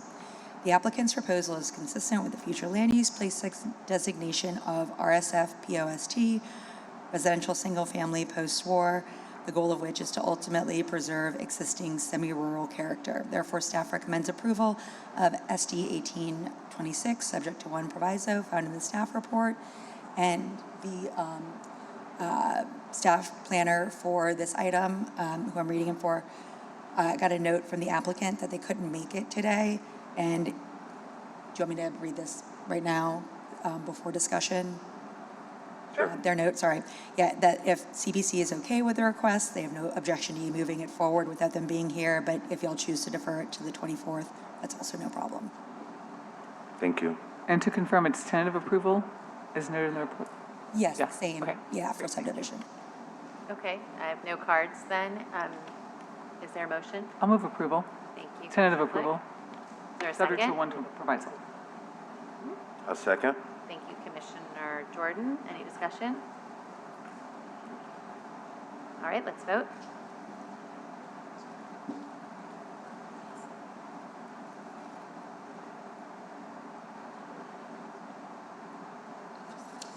The motion carries. Thank you. So our almost second to last order of business is the cannabis, tobacco, and nicotine study, the long-awaited study. Thank you. The cannabis, tobacco, and nicotine study was initiated by Council Motion M25-470 to study the impacts of retail establishments which sell cannabis, tobacco, and nicotine, and to provide recommendations regarding updated regulations, including but not limited to new definitions, use standards, signage regulations, and density restrictions. The CZO does not currently have regulations specific to the sale of cannabis, tobacco, or nicotine retailers. They are currently evaluated as retail goods establishments. The study asks for CPC to consider land use regulations that limit advertising or signage, create definitions, use standards and permissions, and set density restrictions to limit exposure to youth. Staff is requesting a deferral of the study's findings and recommendations to the March 24th CPC hearing. The additional 2 weeks will allow additional time for input from relevant city agencies, including the Department of Health, Law, and Safety and Permits to finalize the study. Could you, really quick, the date for deferral was? March 24th.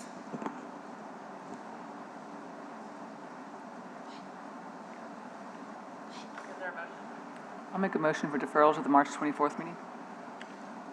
A second? Thank you. Well, Oh, the evenings is coming. Is there anyone here to speak on this matter? we could extend it. I mean, it would be better for us if we extended it. I don't- but- Okay. Okay. Sidebar conversation we just had. We're actually thinking that perhaps a deferral to the first CPC meeting in April would be better. What date is that? April 14th, if you're amenable to that. I'll withdraw my motion so you can. I'll amend the motion to defer to the April 14th meeting. And then I'll second.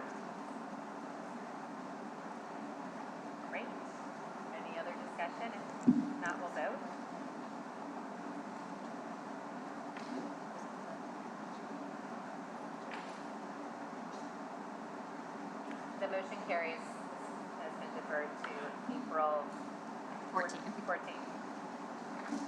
Mr. Kroll, we have some subdivision recommendations. Yes, last but not least, 3 subdivisions that you would ratify are eligible for administrative approval. So moved.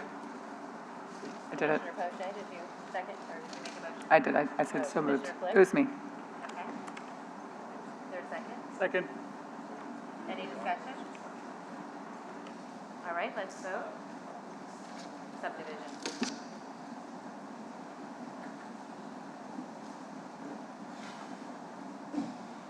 The motion carries. No more order of business. Is there a motion to adjourn? Thank you. A second. All right. Thank you, everyone.